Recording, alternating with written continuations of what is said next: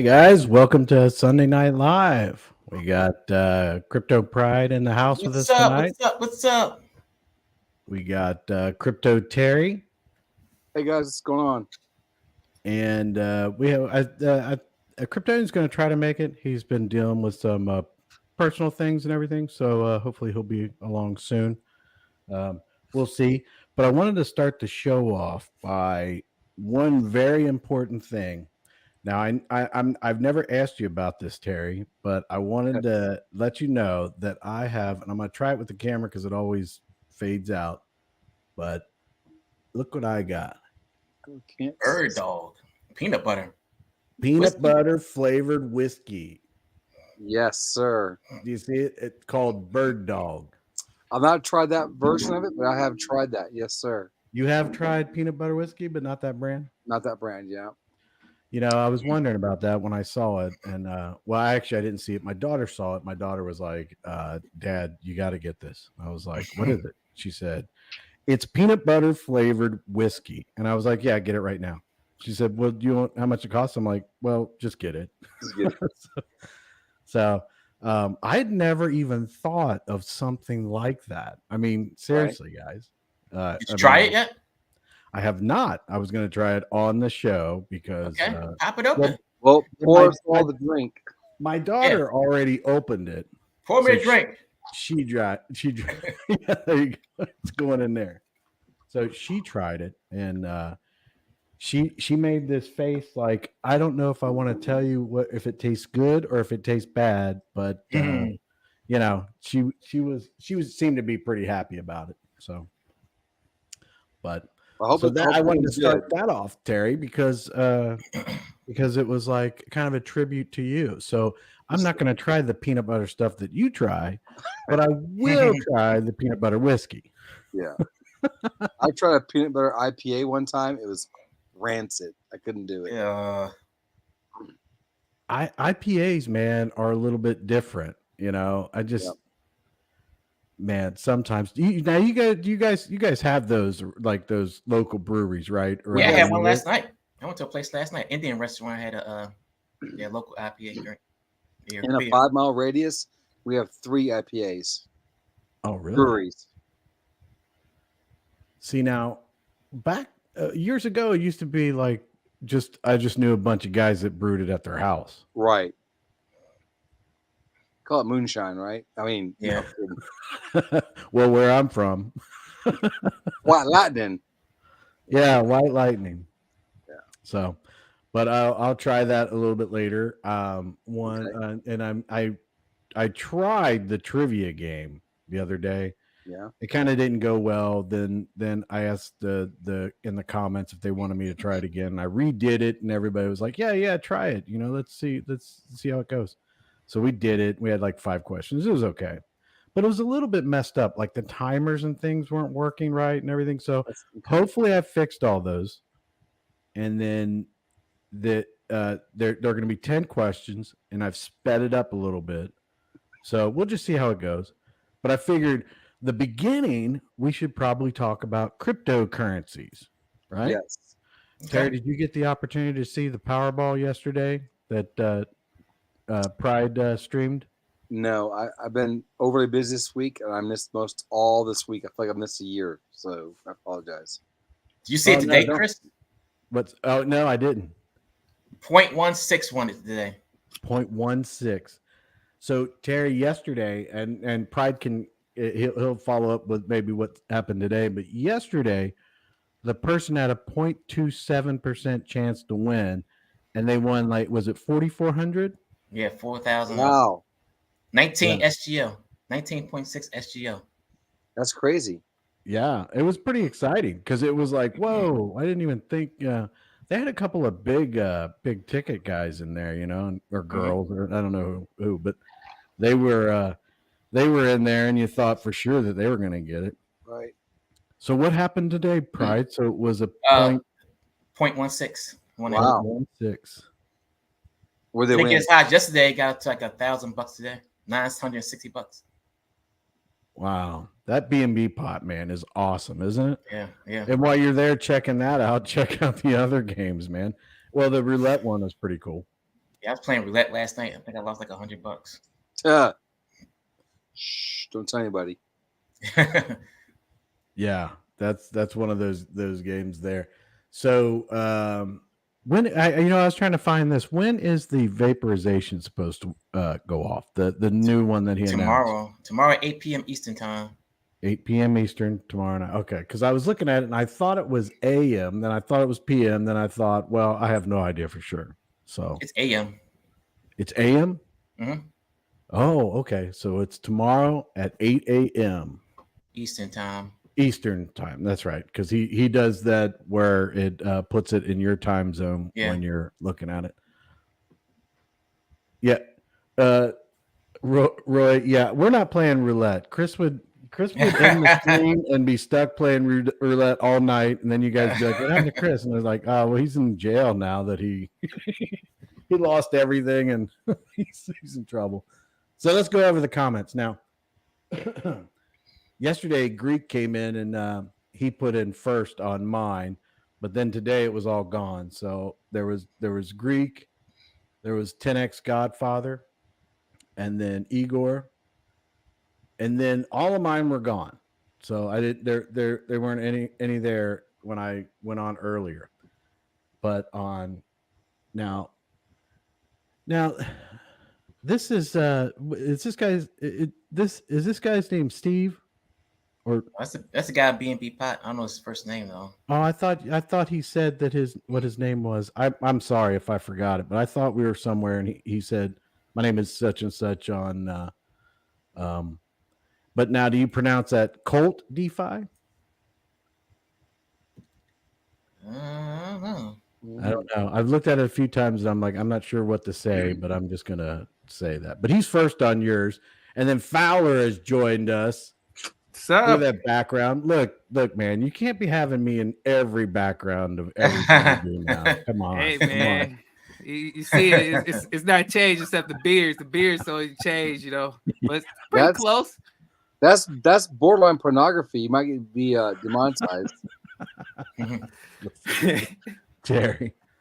Fowler joined us yesterday with World of Warcraft. That was pretty fun. Oh man! When you posted all that stuff from is that from Warcraft there that you did? No, that's League of Legends. League of Legends. Okay. Yeah, that's League of Legends. Yeah, those are my glory days right there, man. I was checking those out. I'm like, man, I haven't seen that in a while. Yeah, that was glory days right there. I saw it on Twitch. I was just checking out my Twitch. And I saw stuff just like highlighting stuff. I was like, damn, I forgot this stuff was on here. So I was like, let me just share it to Chris real quick.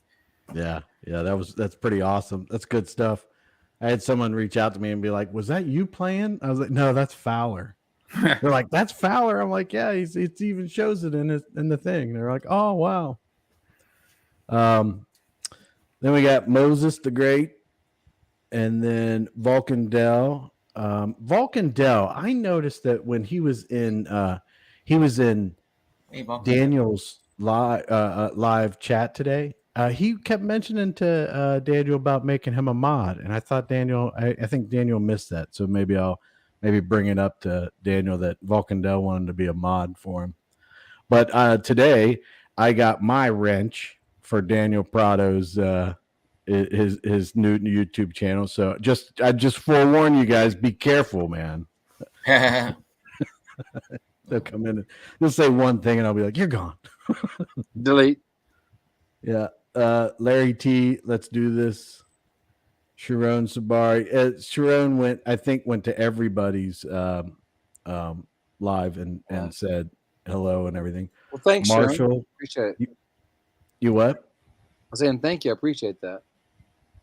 Yeah. So how's your subscribers going? Have you even looked at it? You're like, I don't even know what a subscriber is. I'll look and tell you. I think where I gotta go. YouTube. Marshall, holder of node, says second on CKL. Love and light to my Vulcan family. I always appreciate him letting us know. And then you got AY. Is that? You think that is that like an abbreviation? A. or A. I was thinking the same thing, but then I was like, I don't know. I hate to mess up people's names and stuff. But is that G'day? Yeah. And then Roy Kelly says hi all. And then Roy Kelly also says, good evening, Chris. Hope all is well, buddy. I am doing fantastic. I can't think of anything. Oh, you put that in all of our chats. It's coming up on mine saying I have 59 people. Yep. I don't have 59. What are you talking about? Subscribers. Okay. It's like, yeah, people are gonna think I got 59. Safugo. You might. Who knows? I cannot divulge any of that information. Can confirm or deny those rumors. Yes. See Bet, what's good? Four Finger Lotion Hang, good evening. Hope all is well. Sharon Sabari is on Peanut Butter's channel. And then he goes to Pride. And then Pride coming in saying hi to everybody. And then Chevy, which is an excellent name, by the way. Sup, Pride. Sharon's in it. Hi, Kryptonian. And I mentioned before that he is going to try to get on here. He's dealing with some personal issues right now. So hopefully everything's good for him. Sharon is on mine too, saying hi. And let's go every loving Seifu Vulcan not far away. And then Greek is here. Tina Poltea, evening all. Everything is good.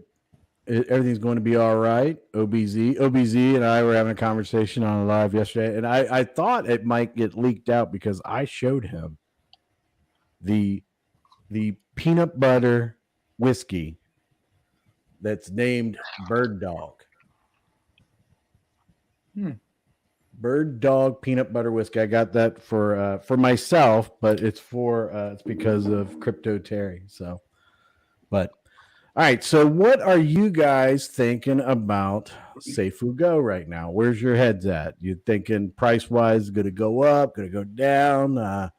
Volume has been tough this weekend, and which has nothing at all to do with Safugo and Brian and all that. It has everything to do with the other parts of the crypto world. But how are you guys feeling right now? In limbo. I'm not sure if it's gonna go up, go down. We got the burn tomorrow, so you know how the last burn price went all the way up to the burn. So I'm expecting to see a increase up until tomorrow morning, and then I think people are gonna sell after the burn, saying, "What happened? Why did it burn? Why didn't the price spike up?" Because it spikes up already towards the burn. But that's how I see it. I just think with Binance being in limbo, it changes all our prices on everything. Hey, how do you feel about that Binance stuff? Do you know enough about it, or no? I do know. I've followed Binance for a long time, and since Binance, in the past had jumped through some hoops, but not all the hoops. I think that's why they came after him. I think he'll pay a fine, then it'll be okay down the road. Yeah, that's kind of how I'm thinking. I think the price is going to go up. I mean, I think we're going to recover. I don't know if we're going to like exceed where we were just recently before all this happened. Like I think we were trending 500 or something like that. $500 per token or something like that. Yeah.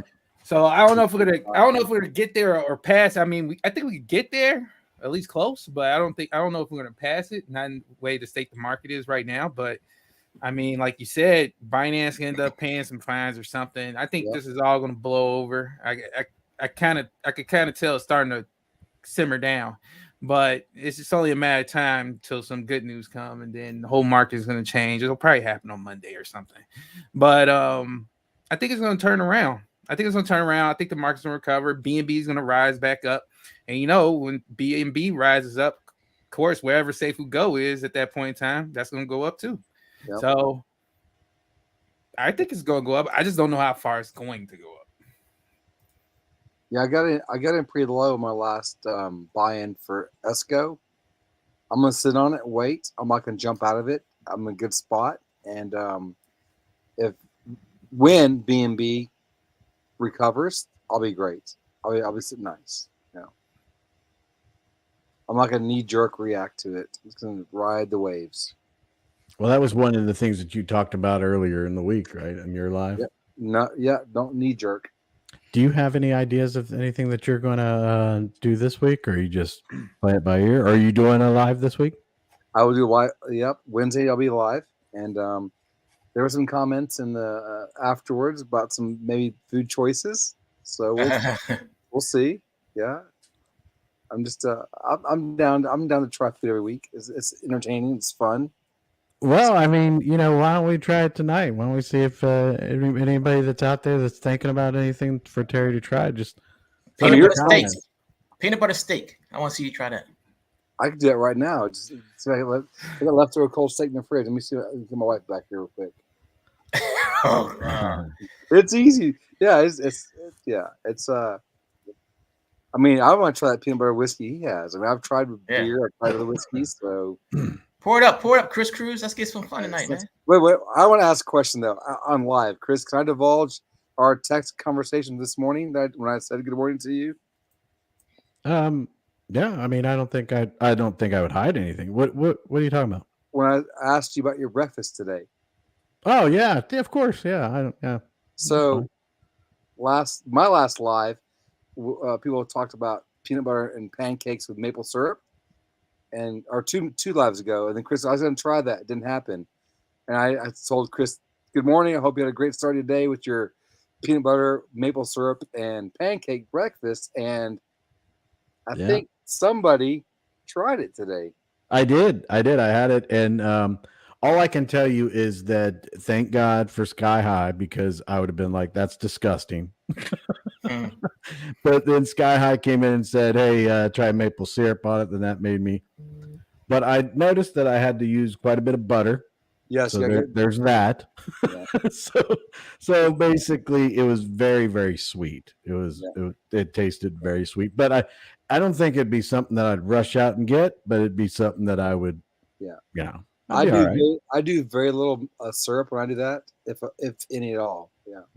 Yeah, that's my issue. So Marshall says, with everything going on with Binance and Coinbase, can you all compare and contrast Spritz versus Ultimo versus off-ramping directly back into your bank account and the cost of each? Thanks, guys. Well, I do not use I don't think I would be an expert on that because I rarely off-ramp at all. My profits and everything go to Bitcoin and go into cold storage. So I'm not that good at it, but I do have a Spritz account and I have used them several times. Ultimo, I have 1 and 2, but I just haven't gotten around to. And I hope that NR Legend is not watching because he's usually like, Chris, what are you doing? Get an Ultimo. Right. I've swapped profits in a DeFi world and then transferred back into a non-DeFi world of the altcoin, and then maybe reloaded that onto a debit card and spent it that way. And I didn't get taxed last year on that. I'm not saying it's going to stay that way, but it looked like it read it as a cash influx versus a swap or buy or sell. Oh, I got to interrupt you, Terry, because we have breaking news. And I don't think it's a first, but it might be.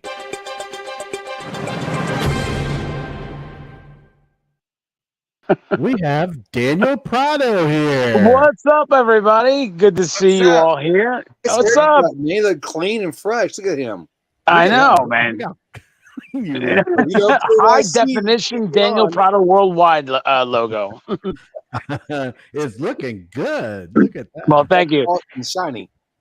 I just I didn't want to go on camera, but I figured let me join for a few minutes just audibly and see what you guys are talking about and participate a little bit? What are you guys talking about? How's everyone Me doing? now. No I'm kidding. We are talking about Marshall Holder of Nodes brings up a question about with everything going on with Binance and Coinbase.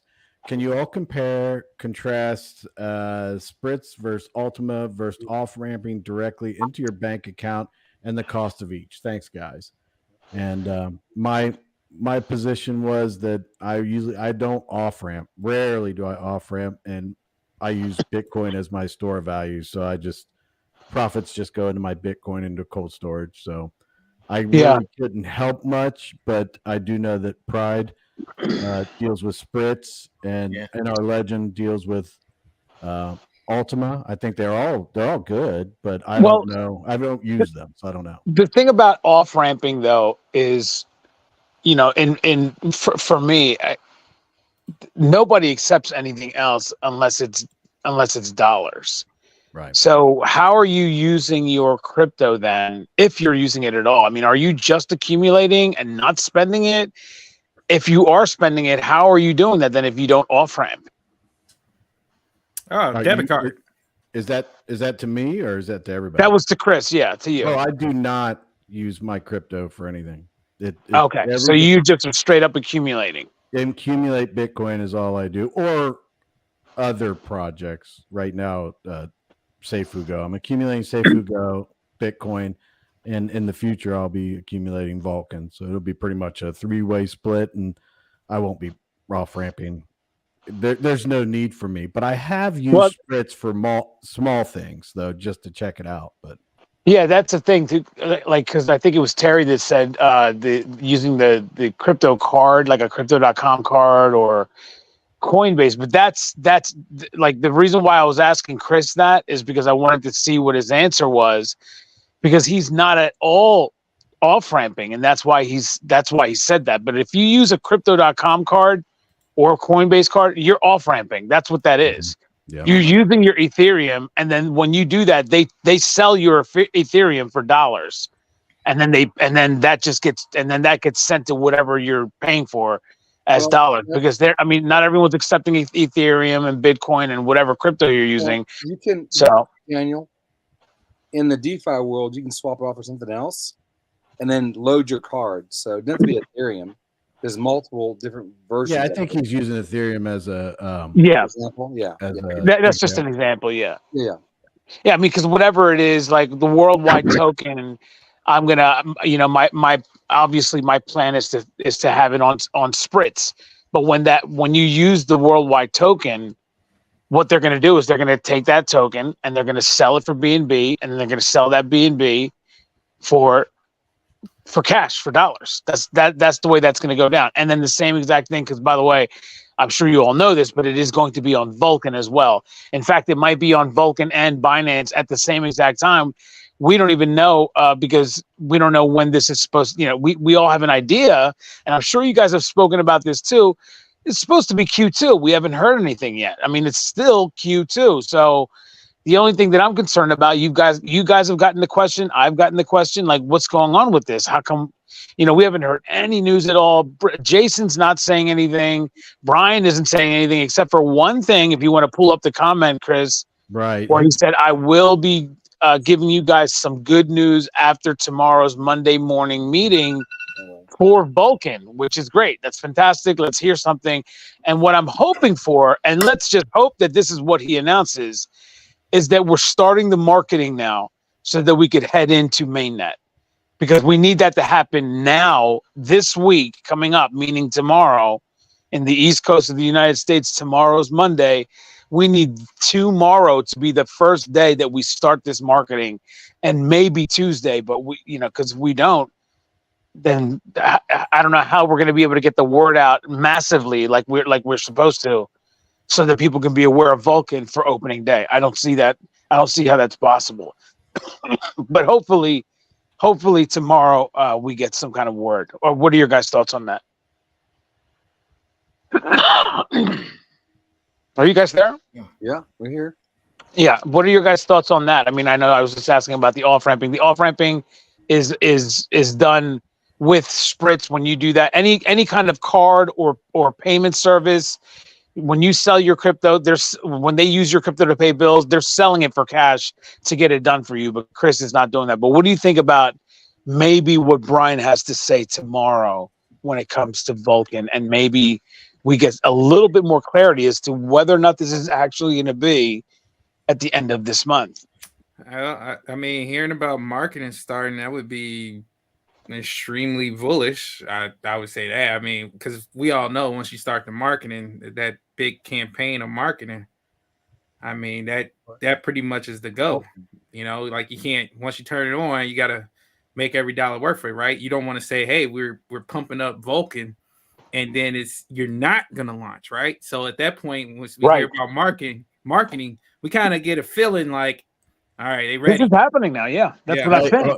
Hold on, guys. I want to give an individual as much respect as everybody else deserves, but we have a new guest here.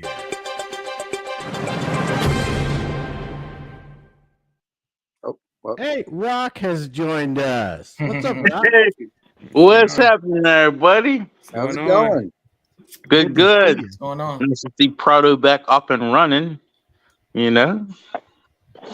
Yeah, I'm up and I mean, I never was down. I have so many outlets that I stream to. It's just the YouTube one, and that's the biggest audience. Obviously, most people come to YouTube to watch anything that I do. But yeah, I mean, it's going to in terms of that. By the way, everybody, this is 100% done by the fudders, and so what that means is that I'm going to get my channel back, right? Because what they complained about and or said I have done is not true. And there's nothing on my channel that says whatever it is, because I think what it was they complained of either one of three things: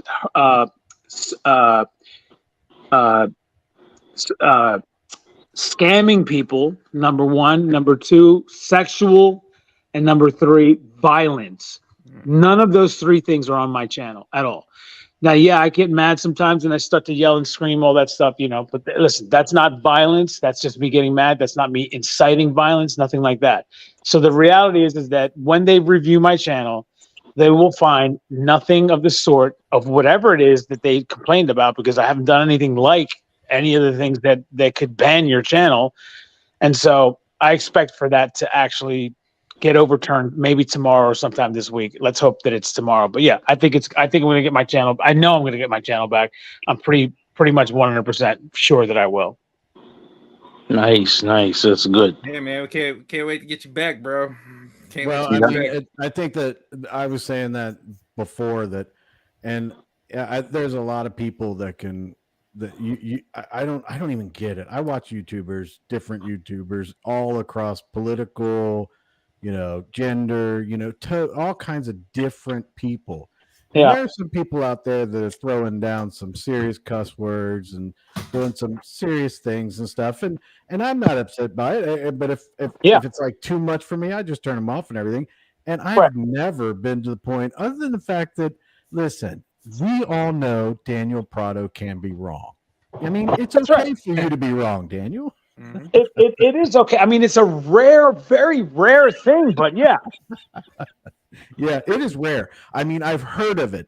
They say Daniel was wrong one time. I'm not sure. Right. Yeah. I mean, like the only time that you would ever know about it is because you kind of heard about me being wrong once, but you've never actually experienced it. Yeah, it's kind of like really UFOs. Does. People say they're out there, but you really haven't seen it. You don't know for sure. They're out there. Yeah. Well, I mean, I also just I'm constantly trying to censor my channel myself. Like whenever I curse, I censor myself. I'll even spell out curse words that people put in the chat. So I'm always trying to keep my channel, pretty clean. Now, sometimes, like I said, I will fly off the handle, get pissed off or whatever, but that's not inciting violence or even being violence. That's just me getting pissed off. Yeah. So whatever it was that they complained about, it's going to end up not being true, and it's provable because it's not on my channel, and they cannot put it on my channel. So end of story. Mm-hmm. Jocko says, I'm telling you, U.S. government, don't want us to have crypto because they can't control it. if you're buying through or you're buying through or holding as business, you should be fine.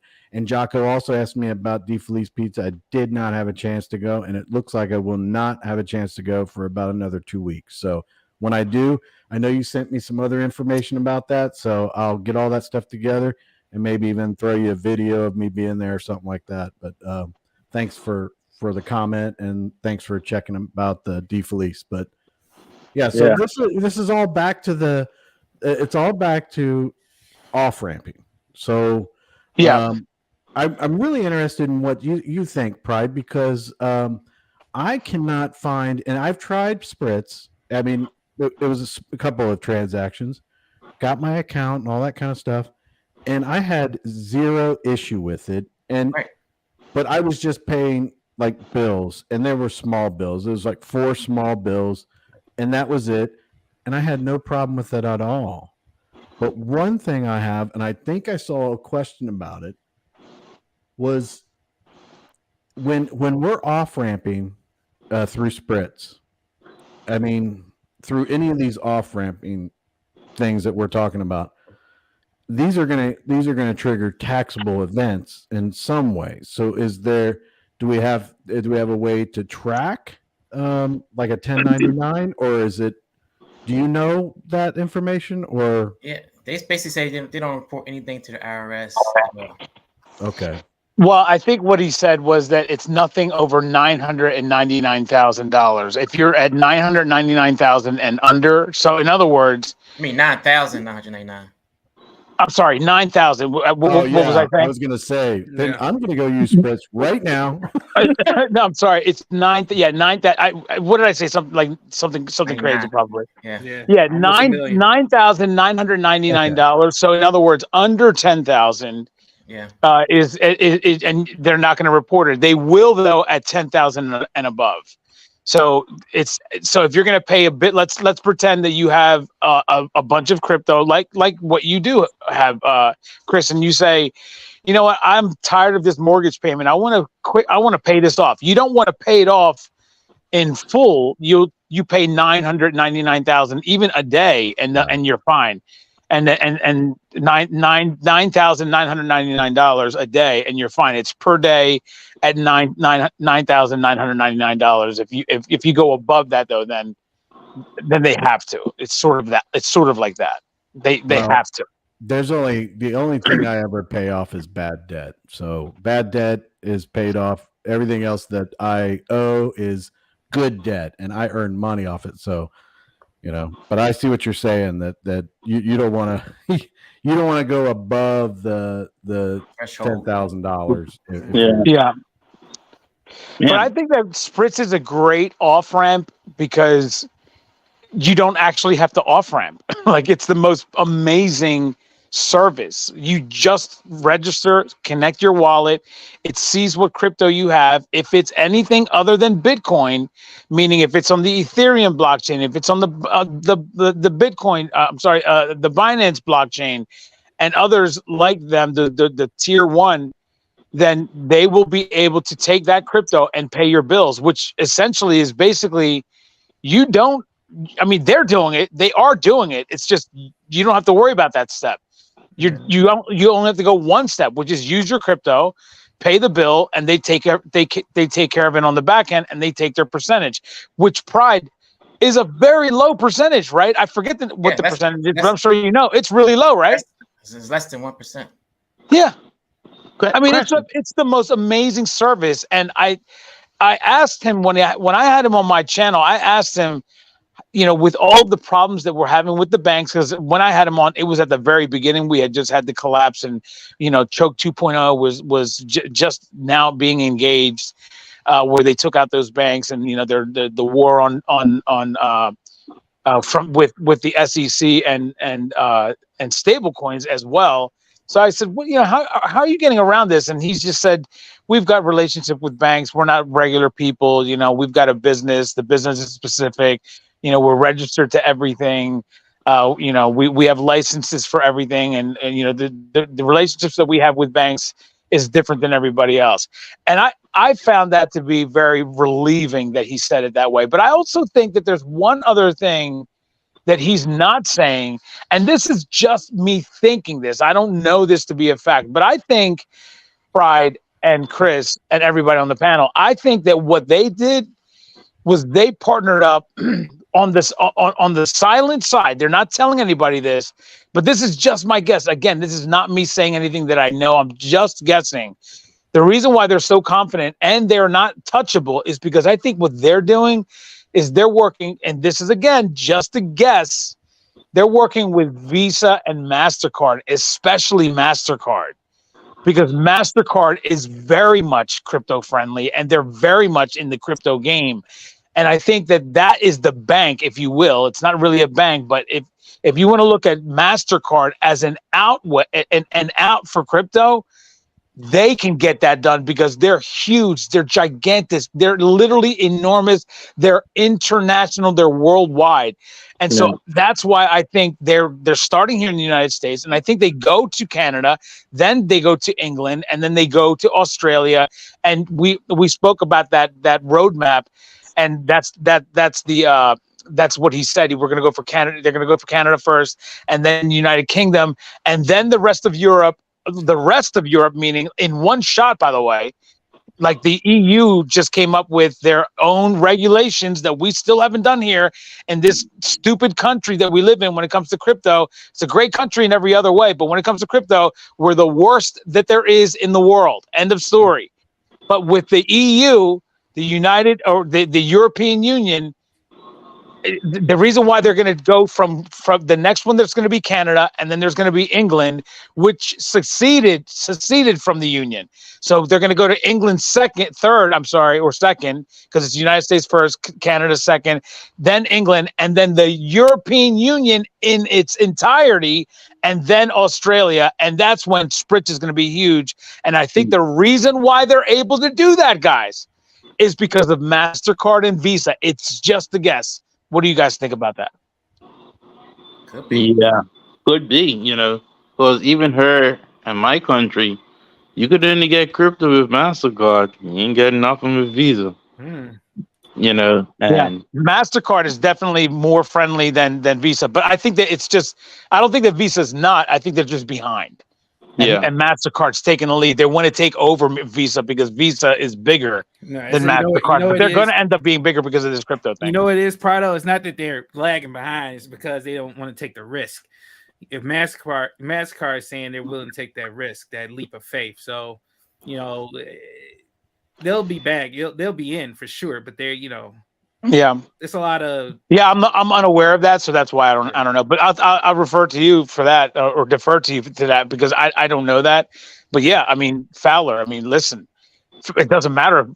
Who cares if Visa wants to get in on this? MasterCard is. Well, MasterCard is, and who cares about the Visa? MasterCard is positioned for this though, because MasterCard they have to be innovative. I mean, people use MasterCard, but people really use Visa. Mm-hmm. So but they will start using MasterCard though if they take over in this particular space though. That's why I think they're making the move.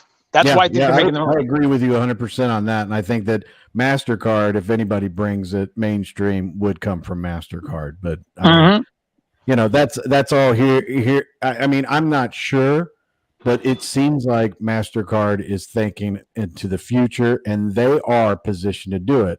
Visa now might be, trying to be a little safe or whatever. But to me, I think that they might miss the boat on this because I think MasterCard's in front of it, and I think what will end up happening is a lot of people will be doing catch up to MasterCard. So, oh my goodness, yeah, that's the whole point. And what I think they're doing, especially again, this is just my guess, with a company like Spritz, is they're taking a massive lead. They're taking a massive lead, and that's what's going to put them over top of Visa. And they're doing it now because, like Fowler just said, Visa's standing on the sideline doing nothing. And because they are, though, they end up gaining all of that market share, which is all of us. All of us are going to be using MasterCard, which I'm fine with. Yeah, as long as it gets it done. You got to think about it. MasterCard's getting out there before the bull run, or during the bull run. Visa, by the time they realize what's going on, the bull run had ended. Yep. So Well, I don't know. I don't know about that because like I just spoke with Chris yesterday about this. There's a difference between the bull run and the bull market. If we go into a bull run, that can quickly end, yes. But if we go into a bull market, though, Visa will catch on, and then they will start to work with all of us, meaning the consumers, and saying we're not offering you, the ability to use your crypto. Whereas at that moment, though, when that happens, MasterCard is already 50 miles ahead of them, and they're starting out at 5 miles an hour. So you got, you know what I mean? Like it's tough. It's tough. Yeah, this whole At that point, this whole crypto situation and everything like that, I think it's all going to be worked out. But I truly believe and have believed for quite a while that we're in a phase of accumulation across all cryptos. So yeah. You need to set yourself up. Yeah, maybe for the bull run. That'll be when I'll be taking majority of my profits, moving them into other physically obtainable assets, and then I will be position myself for the bull market. So that's a good thing. Ashley, is my volume messed up? I know Daniel comes in and he just like turns everybody's volume down or whatever. I don't know what Daniel. No, you sound great to me. I don't know. They're like, Daniel comes in and Chris's mic is gone. Chris's mic is so low compared to Daniel's. So so I hope that we answered any kind of questions on that. Ultimo, though, I did see another comment for, what was the other one that they Well, let me just touch on what you were just saying, though, Chris, because I do want to touch on that. What you were just saying about, moving. I'm going to say this, and we all like to say not financial advice, but if there was ever a time that I'm going to say this is financial advice, it's this. And this is actually not financial advice because I'm not licensed to be able to do that. But, in the non-financial advice way, excuse me, in the non-financial advice way, what I think Chris is also saying is this. What he's doing with other cryptos aside from Bitcoin is using those cryptos to buy real world assets, tangible things, real estate, stuff like that. But you're not doing that with Bitcoin. And I'm going to assume that that's what you're saying, because that's exactly what I am doing and what I'm going to continue to do. You continue right now. And this little tiny $25,000 Bitcoin, I know that sounds outrageous, but it is tiny compared to what it's going to be. Right. And I understand that people think that you're going to get bigger gains with Ethereum. There's a difference. Ethereum is at $1,800, something, right? So in order for you to get the same exact thing from Bitcoin, you need a 10x. Right, so it gets if it went to, maybe not 10x, if it goes from 1,800 to that'd be like 180,000 is 10x, right? So that would be 180,000. If Bitcoin 10x's, it's 250,000. So if you buy one Bitcoin and it doubles, you go to 60,000. If you go to Ethereum and it doubles, you go from 1,800 to, what would that be, 3,600, 3,400, something like that, right? What would it be? 3,600 if you doubled up. So that means you made $1,800. If you buy one Bitcoin and it doubles, the difference between the two, doubling up seriously, that's it, is a gigantic difference. You're looking at $25,000 if Bitcoin doubles. You're looking at $1,800 if Ethereum doubles. It needs to keep on double, triple, quadruple, quintuple before it can even get to what Bitcoin would be at just 1x. So be careful, everybody, when you think Ethereum is a better investment. If you buy Bitcoin, if it just 1x's, you're 25,000 strong. Even more, right? And then if it 3x's, 4x's, 5x's, Bitcoin to me is the one that you should be going into out of everything else. When you come out of everything else, in other words, when you take profit and you want to put some, you want to put something away, and you're going to keep on using your profits to maybe play another and maybe make some more profit. But you take some of it and you put it into Bitcoin, because it is no doubt in my mind that in 5 years, Bitcoin will be $1 million. And in 10 years, we're looking at $10 million or more per Bitcoin, because that's the way the world is going. And there's nothing that can stop it. So you should be doing that. But that's my guess in what Chris is talking about. He's talking about doing some things in real world assets, buying a painting or maybe buying some real estate, this, that, and the third.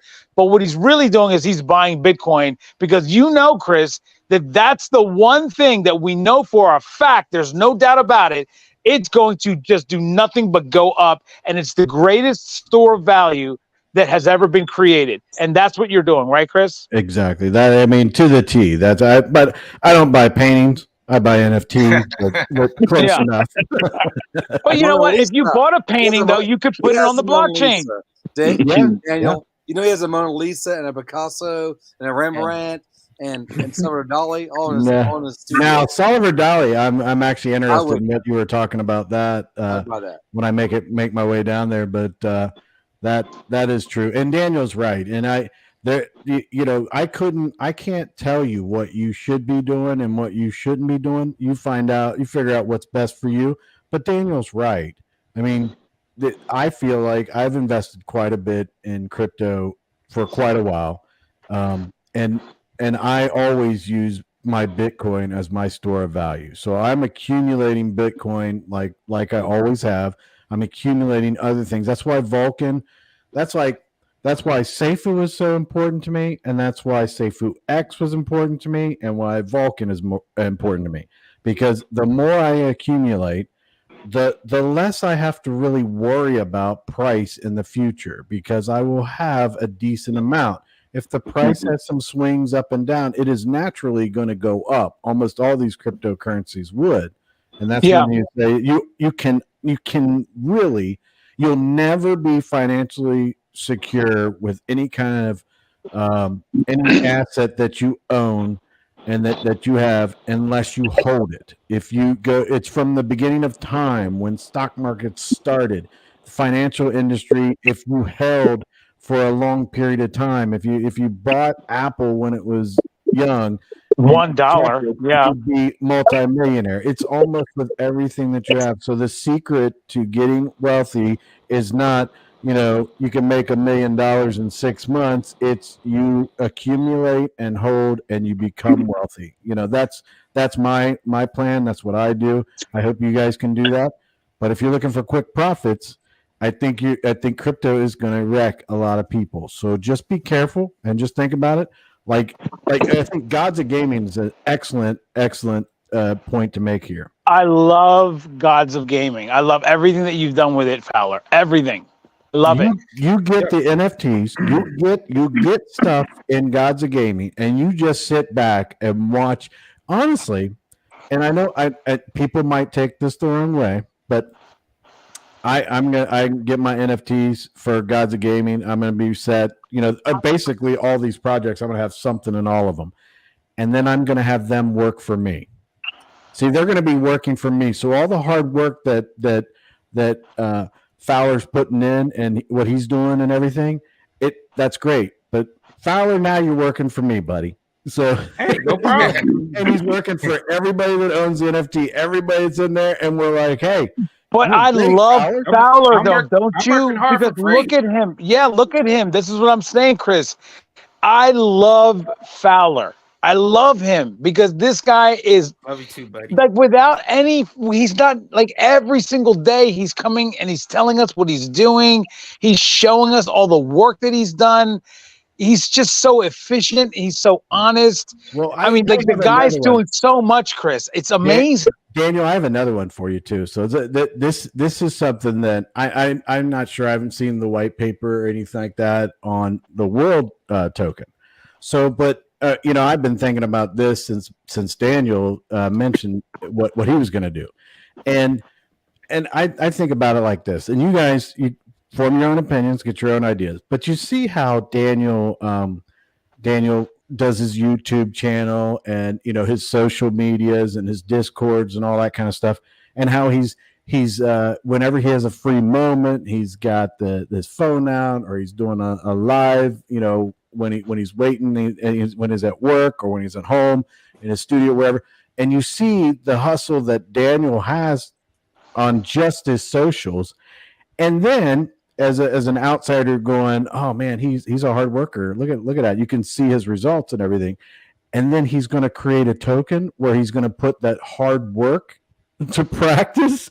So me being an investor, I'm like, okay, so I'll buy a little bit of that world token. And then every time that Daniel, whatever the white paper is and whatever it ends up being, but whenever Daniel's out there doing his socials and he's doing his lives and everything, all that hard work that he puts into that, he's going to put into his token, and I'm going to reap the benefits. That's the way I see it. So you guys, you go whatever way you want, but the way I see it is I'm investing in the people in these projects. And ultimately, it's like they're thanking me for investing, but I'm like, I'm investing because I think you're a hard worker and I'm going to make money off you doing that. Well, I've got some really great news for all of you guys that are all the creators here on the channel. I'm going to offer, through what is called an affiliate program through Pink Sale, I'm going to be able to offer all of you guys a 4% commission for being able to go out there and talk about and get people to buy the worldwide token. Now, how's that going to happen? Daniel, hold on 1 second. I need to make sure that you don't get it confused with. So we're talking to the panel here, right? Well, no, this is everybody. This is all everybody else. There's nobody else on this show, Daniel. It's just me. What are you talking about? Okay. Yeah. Well, it's you too, but it is everyone, in all fairness. So everyone that has a channel and others that are not on the panel right now, you're going to be able to take and you're going to be able to have an affiliate link. Now, I'm telling you guys, I'm doing this the right way. I am doing it the best way that you can possibly do. I said it earlier. It's going to be the greatest project that God ever created, and God created me, so he gets credit. This is all things that I wanted. This idea and this Pink Sale affiliation program was not my idea. It was brought to me.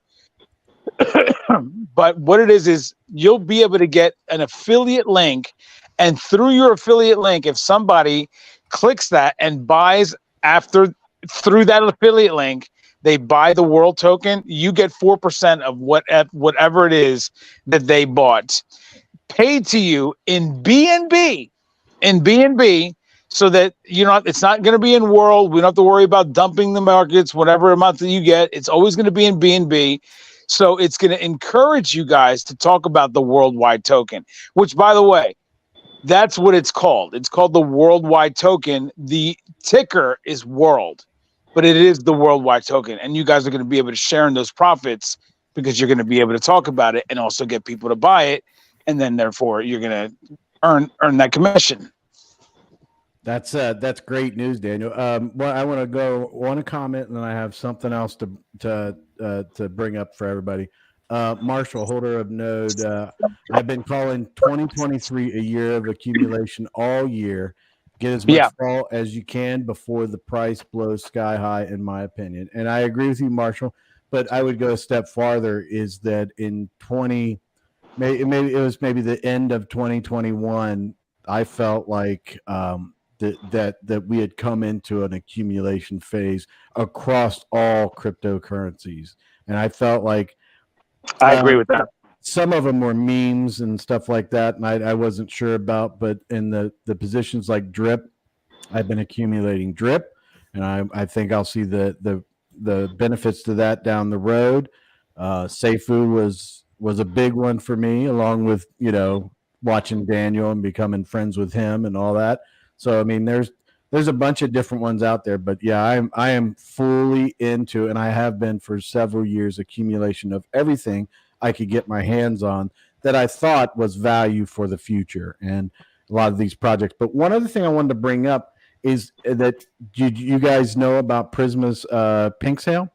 Yeah. Prisma had a $10,000 USDC soft cap, and they ended it ended today, and they raised 29,477 USDC. So they're checking things and making sure everything's good, and checking because they did some wallets that are going to get extra and stuff like that.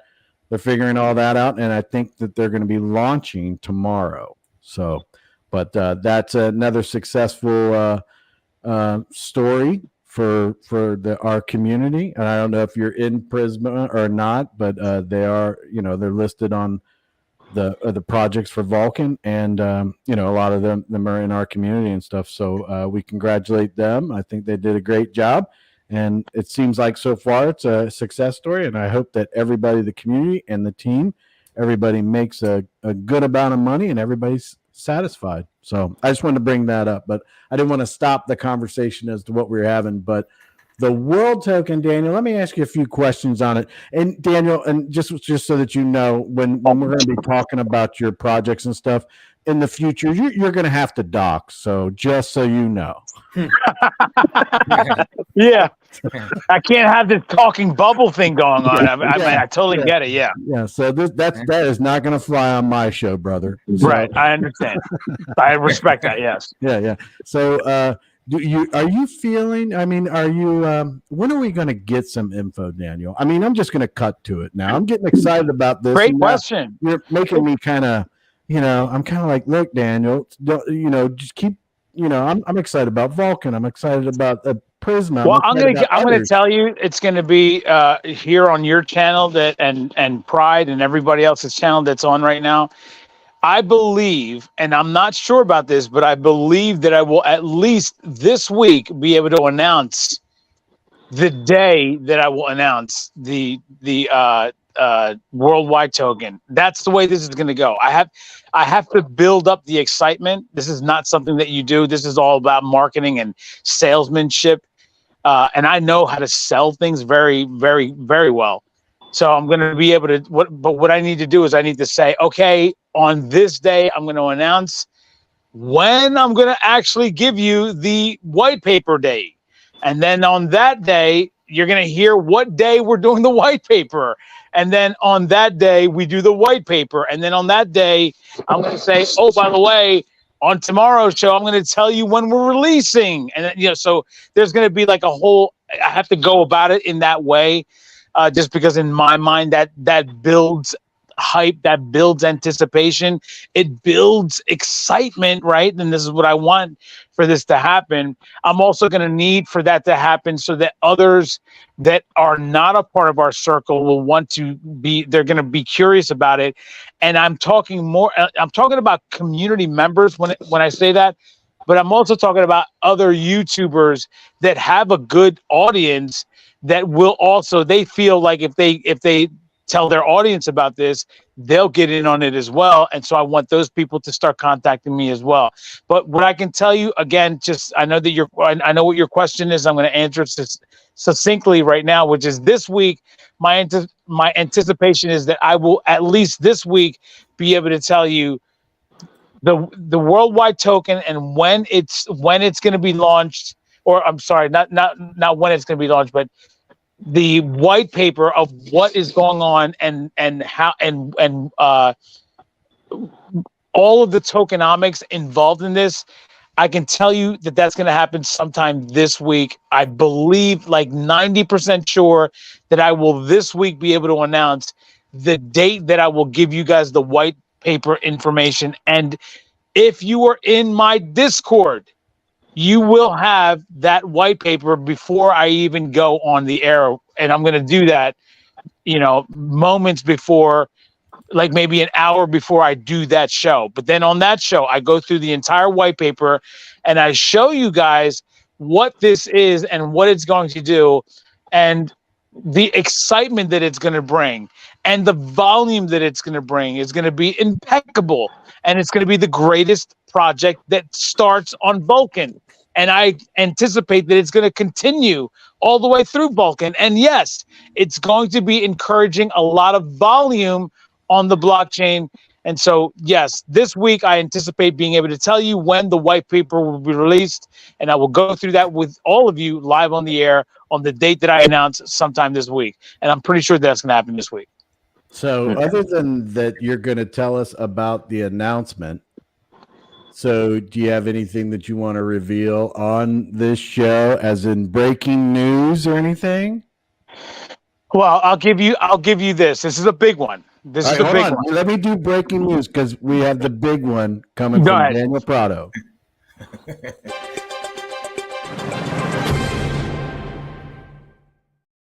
All right, Daniel, you have the stage, buddy. This is going to be a rebasing token. Wow. Wow, you heard it here first. Are you going to It's create? going- token? It's going to be a rebasing token, but the magic of it that I've created, and this is all because of the things that I've thought of. There's been a very couple, just one or two things that I've taken into consideration, but everything that I've thought of after paying so much attention to Brian Legend and how he did things and how I would do things differently, this is going to be a rebasing token that does not at all, unless we get to a very high price, that does not at all add to the circulating supply. Okay. So now I'm interested. I was interested before, but now I'm like, okay. So where are you going to put it in your Discord? Because my luck, you'll put it in there, and then I'll see you go live, and then I'll go in there. What I usually do, Chris, is I put it in the announcements, and I will then also, if it's a big enough one, I will put it in the main chat as well. So it will be on both the main chat and the announcements. You'll know about it because I at everyone. Yeah. But it is going to be, and I know that sounds impossible, but I've been able to, I have figured out how to do this. And this is going to be a rebasing token that at the same time, up to a certain price point, which I'll talk about during the white paper broadcast, up until a certain price point, and a very specific price point, it will after that price point, because of the way the taxes is, and also because of the volume that I'm anticipating, it can, I'm not saying that it will, but it can go inflationary, but by very little, because it's not going to be like this enormous APY, but it can go inflationary, but by very few, but that could also stop and go the other way the next day because of volume. It's all going to be based on volume and what that volume is. But it's very exciting. It's going to be something that you're all going to love to do, and you're going to be very much involved. It's going to be fun, and you guys are going to love it. But yes, it's going to be, that's the breaker for you. It's a just to put it in one sentence, it's a rebasing token that actually deflates at the same exact time that it's giving you tokens in your wallet. Nice. Now I just added your announcement page to my Discord server's main chat, so I will be prepared. So yes, yeah, yes, we will. I'm super intrigued now, even more. Oh, here's another thing that I'll give you just for your channel. 57. That's the number. That's the theme of the token. 57. 57. That's right. And there's going to be a lot of 57s throughout the entire broadcast that you will see, you'll notice, and you'll get freaking excited about, because it's going to be amazing. 57. 57. That's right. 57 President of the United States of America? That's like in 100 years, bro. Yeah, that would be a while from now. 57. The first thing that comes to mind is 57 Chevy, so that's all I'm thinking. Right. You're going to win a 57 Chevy if you're the first buyer. See? I'm just playing. No, I'm not. The first buyer wins that. It's unbelievable. I don't know how you guessed it. That's unbelievable. There we go. Yeah, so that's what it's going to be. And I'm anticipating that it's going to be very exciting for everybody. It's not going to be it's not going to be one of those things that's like everybody knows. One of the things that I hate the most about these meme coins is what? What do I hate the most about them? Millions of them. The supply, yeah. That's right, Billions the of supply. So what do you think I'm going to do? I think 57 Ashley, million. I think Ashley told us all what it is. 57 million supply. No, 57,000 APY. No, not 57,000 oh, APY. I No. thought that was a good one too. I was like, she called it, man. She called it first. All like she's almost right, but it's not 57,000. 5.7 million. Oh, you're getting so close. Not really, but yeah. But is it 57 or 5.7, or is it like in a combination? Because 57 and 5.7 are different. 570,000 tokens. Well, 57 is going to be a number that appears all over the place. The number 57 is going to be right next to each other. It could be a part of something, and it also can be something. All I know is that it's 57. You're going to see all over the place. Taxes. It's going to be all over the place. 57% taxes? Are we? No, 57% taxes is right. That's right. Yeah. 5%. All right, Daniel, it's nice having you, man. 5% buy, 5% sell. 5% buy, 7% sell taxes. Oh, okay. Oh, there you go. It could be that. I don't know. I'm not telling you guys anything. But Yeah, 57,000% is close. To nothing. I have to interrupt you again, Daniel, because we have breaking news again. I'm sorry, but this is the way it is, guys. I've opened a can of worms here.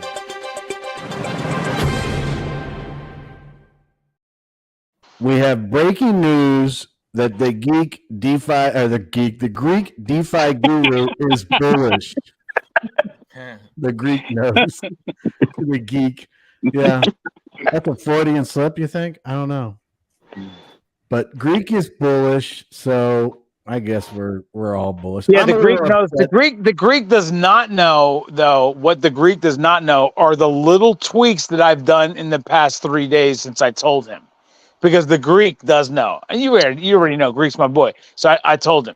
But the Greek knows, except for the little tweaks that I've made in these past 3 days. So it is extremely bullish.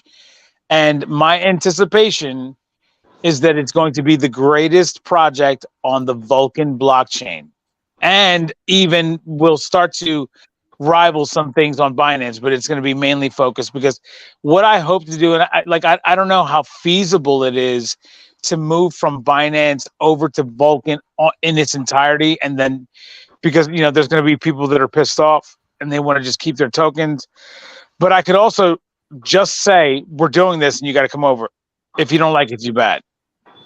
And I could do that, but I'm gonna play it by ear. But it's gonna be on Binance and Vulcan, unless the release date is only on Vulcan. But the problem with that is that if I release only on Vulcan, then everyone's getting only 2.5% of their Vulcan. Remember that. And I have to remember that kind of stuff. Right. And only 2.5% of it, and the limits that I'm going to have, and the anticipation and the supply, all those things are going to equal a bunch of excitement. And that's going to make people want to buy as much as they can. And if they can't, because they only have 2.5% of Vulcan, well, you can see how that's a problem. I might just go with Binance at first, no matter what, and then move over to Vulcan. But it's definitely going to be on Vulcan, though, and it's going to be a very high interactive token. So it's going to be on Vulcan, or is it not going to be on Binance? Well, it's going to start on Binance and then go over to Vulcan. Right. But what my concern is that, because of the people that are all already a part of this and that are going to be the most excited about it, are all going to be 2.5%ers. Every single one of us are. So if I'm going to say you can buy this on Vulcan now, well, guess what? You have to buy Vulcan in order to get in it at the amount that you want because of the limits.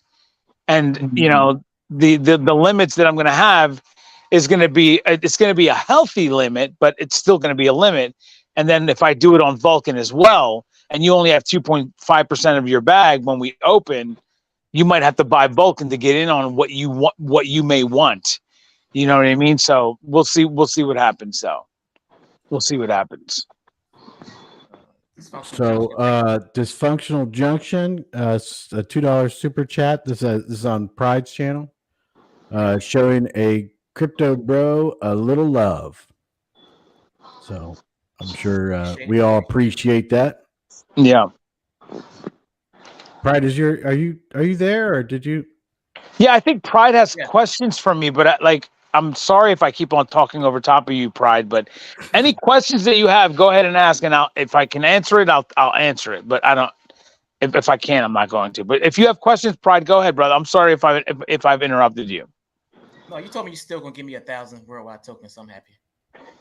Right? Yes, I told you that. I think it was in which one? What night was that? Was it last night or the night before Dream? Yeah. I remember coming to you in your dream and saying that, but like I think it was 57,000. Oh, that's what it was. I think you were wrong. I think that's why I keep saying 57,000. He dreamed about giving you 57,000 tokens. That was cool. Right. Man. Yeah. And that was a great dream. I remember being a part of it. It was a fantastic dream. Yes. Oh, okay. So I think Drew Down 87.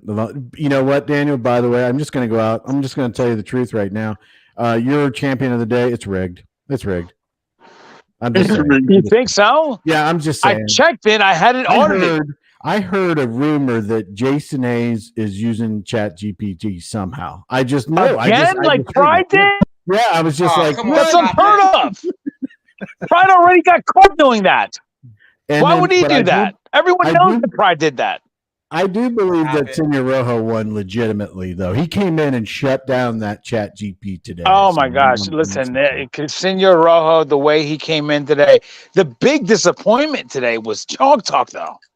I mean, everybody was going for Chalk Talk, and she just flat out fell on her face. It was crazy. I know. She lost.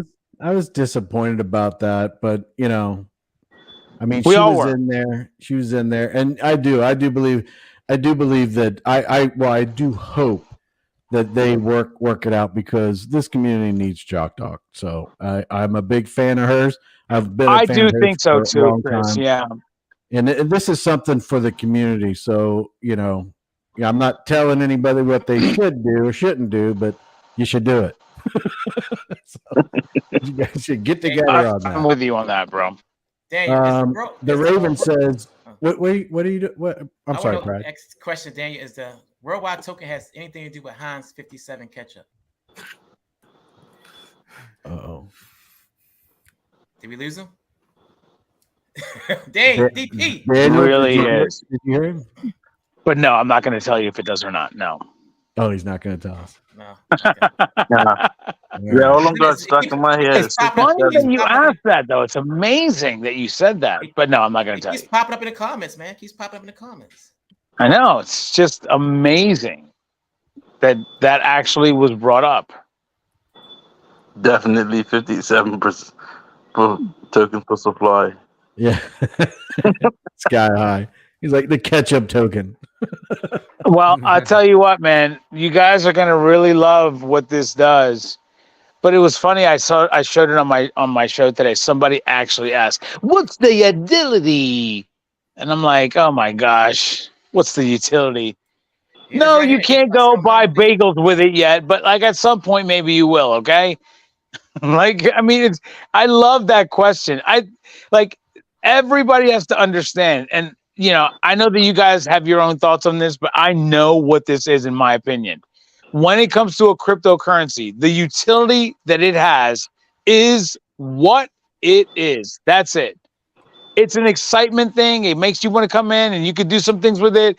And maybe the owner of it does make a deal with a couple of people here and there. But you're not going to ever, in my opinion, you're never going to have a token unless you partner up with somebody like Spritz, where they can take your crypto that it would be a world token, use it to pay your bills, because they're then for you in your place, taking it and turning it into USD cash and then paying your bills. But there's never going to be a time where somebody comes out with the Cruise token and then Chris Cruz goes out and he makes a deal with Sam's Club, and now you can use Cruise token to buy stuff at Sam's Club. That's not going to happen, but you can buy at some point from Sam's Club using BNB, using Bitcoin, using Ethereum, using Vulcan. When it comes to these types of things, that's going to happen. But a project and its utility, when somebody asks that, I think it's laughable, because it's like, what do you want me to say, bro? Like, I mean, like no, you can't go pump gas with it. You can't go to Sam's Club. You can't go to the carnival with it. It is what it is. It's what it is.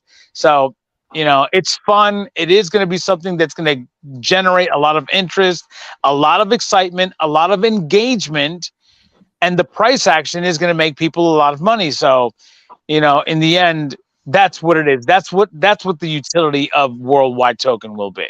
Well, I think that I think that one thing that people don't think of, a lot of these tokens and cryptocurrencies, they are stepping stones to be able to take profits, store value, and accumulate. So, any kind of, so you got any kind of rebasing type tokens, any kind of reflection type tokens, things like that. So, I mean, in a nutshell, it's all it's all to help you accumulate into the future. So, I mean, that's what I think of them, and I think they're all valuable in their own stuff. And I think another thing too is that you're just not, a lot of times you're not making investments. I mean, what you don't invest more than you can afford to lose, all that kind of stuff. But you're not making investments you're making investments in the team. I mean, you believe in the team, you believe in the direction, and a lot of people just they invest in those types of things. A lot of people do it in the stock market. They deal with products and companies that they like, and they stick with them. So, I mean, the same thing in the crypto industry. So if you like Daniel and you like his white paper and his stuff, I mean, invest in it, see what happens. This is exactly right. This. I'm gonna interrupt everybody. The Raven is 100% right. The store of value is utility. That is how you do it, man. Right. Oh, and that's what I mean. And so he's 100% right, Chris, because the utility that this is going to bring is exactly that. It's a store of value, and it's going to also be usable, because I don't expect for you to just accumulate worldwide tokens and then not be able to do anything. I'm going to give you the option to do something with it, but there's going to be all of the things that are involved that make it interactive and also incentivized to hold all of that stuff, especially the rebase that you're getting is going to be the number one thing. The compound effect is also going to be in play. It's another stream of income that you could use. But yes, that is absolutely right. It is the store of value that it is. Some of them don't, like, Pepe coin is, to me, not a store of value. You buy it. If it goes up, you sell. When it goes down, you lose money. End of story. But this one is not like that. It is going to actually have some ways to keep you engaged, keep you excited, keep you wanting to hold. And then, of course, I'm going to offer and then give you the utility to be able to use it in a real world atmosphere. So what about Jocko13 asked, what about a worldwide card? The worldwide card, like, that's something that I do want, and that's why I was bringing up MasterCard earlier today, because I do intend to contact them, and I do intend, because I'm not even going to bother with Visa, because I already know Visa is what happened? Oh, he dropped off. That's wow. Crazy. But that's interesting though, because, and I would definitely start with MasterCard, but I would not count out Visa, because I think that they will be. Didn't we have a comment in there that they formed an exploratory committee on that? So I think that they will come around. They follow each other, MasterCard and Visa. So I mean, I think that they easily could be a part of that. So what do you guys? I don't know if Daniel's going to be able to come back or not, or if his phone died or whatever. But what do you guys think of the worldwide token?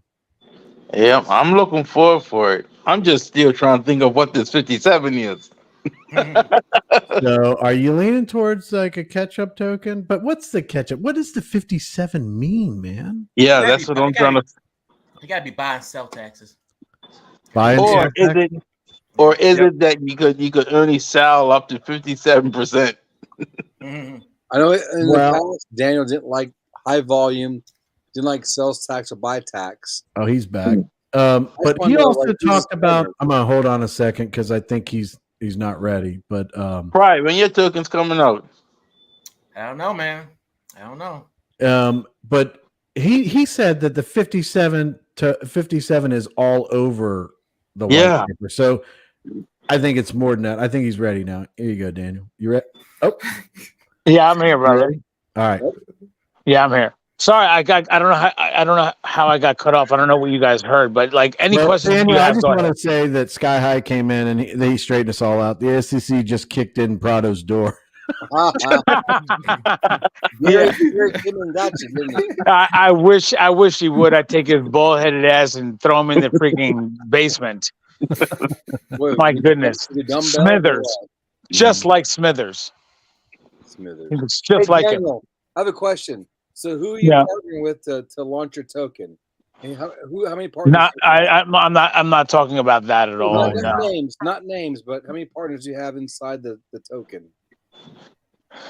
Well, it's not so much a partnership. It's just the people that I'm using to actually do the development. It's a very trusted source, a doxed source. Doxed source, a doxed team. And when I say doxed, I'm talking about license, passport, everything collected, so that I know who everybody is. Right. And then I'm also going to have everything audited, so that because there is going to be a DApp involved that I need to get also coded.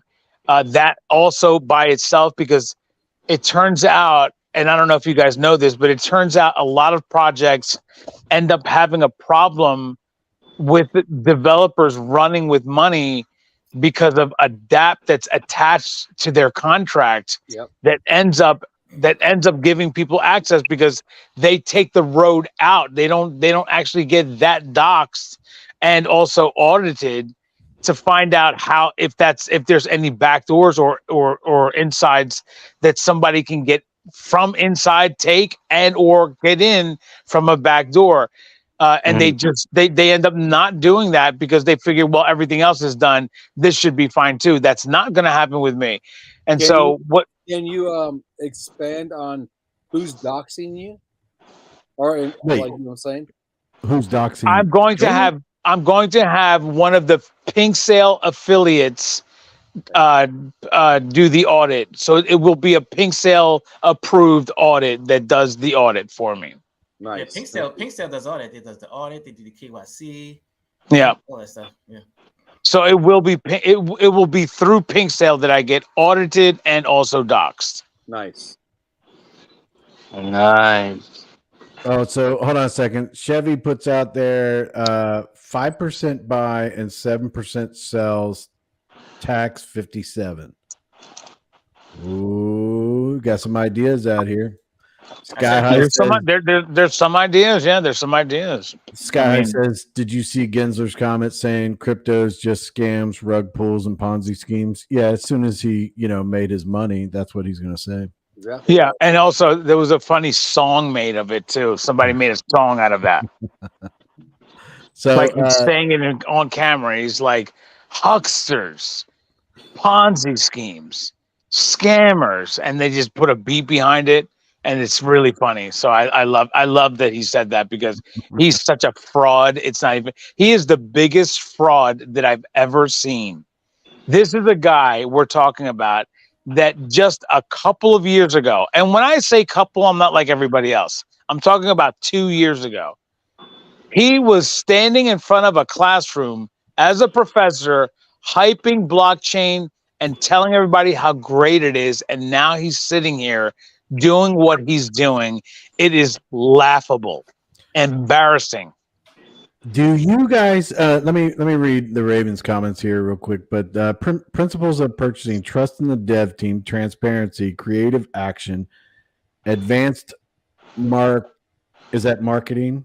Is that Yes. advanced marketing? Community driven with support, which facilitates attraction. Yeah, that is very. I think the Ravens. Sometimes I get distracted by the fact that cute baby that you got in the picture, with the football and everything like that. Even though I'm not a huge Raven fans, but that is pretty cool picture though.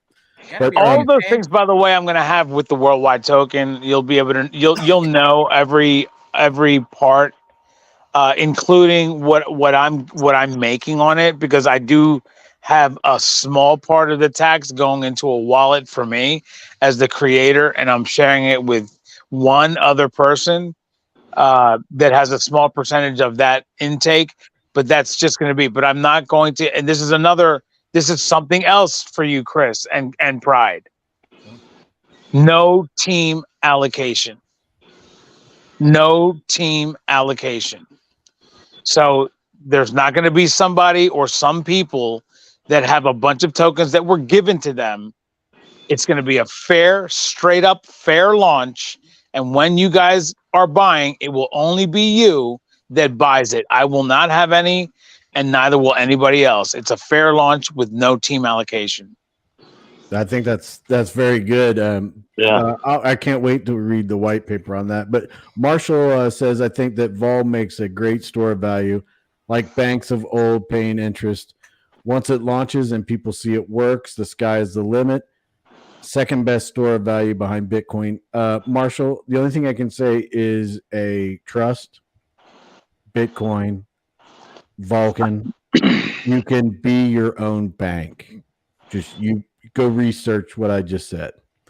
So that's a fantastic point, though. Like what you just said, though, and what he just said also, which is it's the second best storage, or it's like some people like me think it's even better of a storage of value than Bitcoin, and it has to prove itself before it can actually take that title, because right now the only one, the best and greatest one, is Bitcoin, and that is just a fact. There's no way around that. But what I believe, and because of the decentralization of this, and also what it offers in terms of passive income in so many different ways. We've spoken about it a million times, but I'm not going to go through them all. The bottom line is this. This, to me, is the second best, aside from Bitcoin. What Vulcan will be is the second best store of value. And then if it gets to the point where it should get to, in my personal opinion, then it can overtake Bitcoin. But that's a very tall task, isn't it? We're looking to take over something that is at $1 trillion in market cap. So I don't think we're going to get there, but it is a very close second, in my opinion, when it comes to the store of value. In the market, that might be totally different. But the issue that, like what I'm trying to say, and I think Marshall already knows this, so I'm preaching to the choir when it comes to him. But when I say trust, Bitcoin, Vulcan, do your own research, that type of thing, is that Vulcan may not be the number one store of value in the market,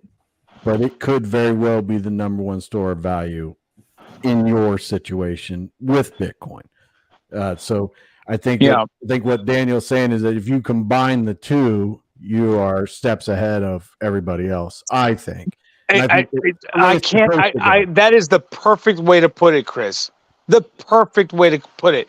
Because in my opinion, owning and holding Vulcan is a store of value that gives you the opportunity to get more Bitcoin. And that, to me, is the perfect combination. And to accumulate store of value in other projects. That's the And when all these projects that we talk about are going to be a part of Vulcan, so you get some of these, Property Flex, you get the Legendary Club, you get these NFTs and the Gods of Gaming and stuff.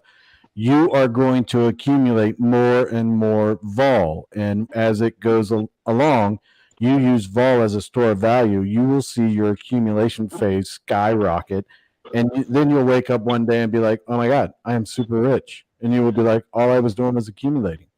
And but research the three things that I said there. You might be very surprised as to how you can become your own bank. But the WAP says that I made it all. Better late than never. That's awesome. Richard Hudman is here. And then, do you guys watch Crypto Casey's her YouTube? I like her a lot. I think she does really good. And man, she calls it like she sees it on a lot of things. Oh, Crypto Casey. And I did not know. I did not know that. Daniel, is there two of you? What's going on here? And aren't you on my team? Can't you just bring yourself up? Or are you bringing two people up? Or are you bringing one? You want me to remove one? Yeah, Crypto Casey keeps it real. Sorry straight. about that. Oh, you got this other one on here. You want? Well, I'll let you. No, yeah, just the one that you have on now. Yeah. Okay, so Crypto Casey played the song that Daniel was talking about, but Fowler, I mean, she is. I'm a big fan of hers. She puts the way she organizes, the way she does things, and everything like that, and she calls them all out. When she sees it, and I'm like, man, I just love. And she's pretty cool. I think she's pretty cool. So if you guys get a chance, check her out. But I don't know. I mean, what were you saying about her, Fowler? At first I was saying like she came off a little bit robotic the first time I kind of heard her, but it was just like, then I listened to a couple more videos and I was like, man, she gives you the straight facts. I know she does. She's a smart lady. She's the one that got me on the what do you call it? The Tangem wallet. I use that for other things, but Tangem wallets are a pretty. I mean, she did a video on it, and I went and checked it out, and I talked to the company. They emailed me back and forth, and we talked about it. But I think they're great. But she has a lot of good information in there. And Terry, have you seen her? Did you? I have, yes. Okay. Yep, I like her a lot.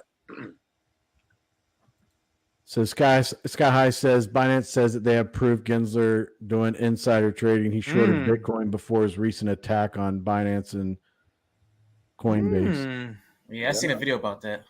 Was it? I thought, was it Binance or was it Coinbase that said that? I thought it was Coinbase that said they had proof that he shorted like 2.5 million Bitcoin. Sky High is very smart. So it is Coinbase that has that proof. It is, and I think they have that proof actually. That would be awesome. Yeah, that would be awesome.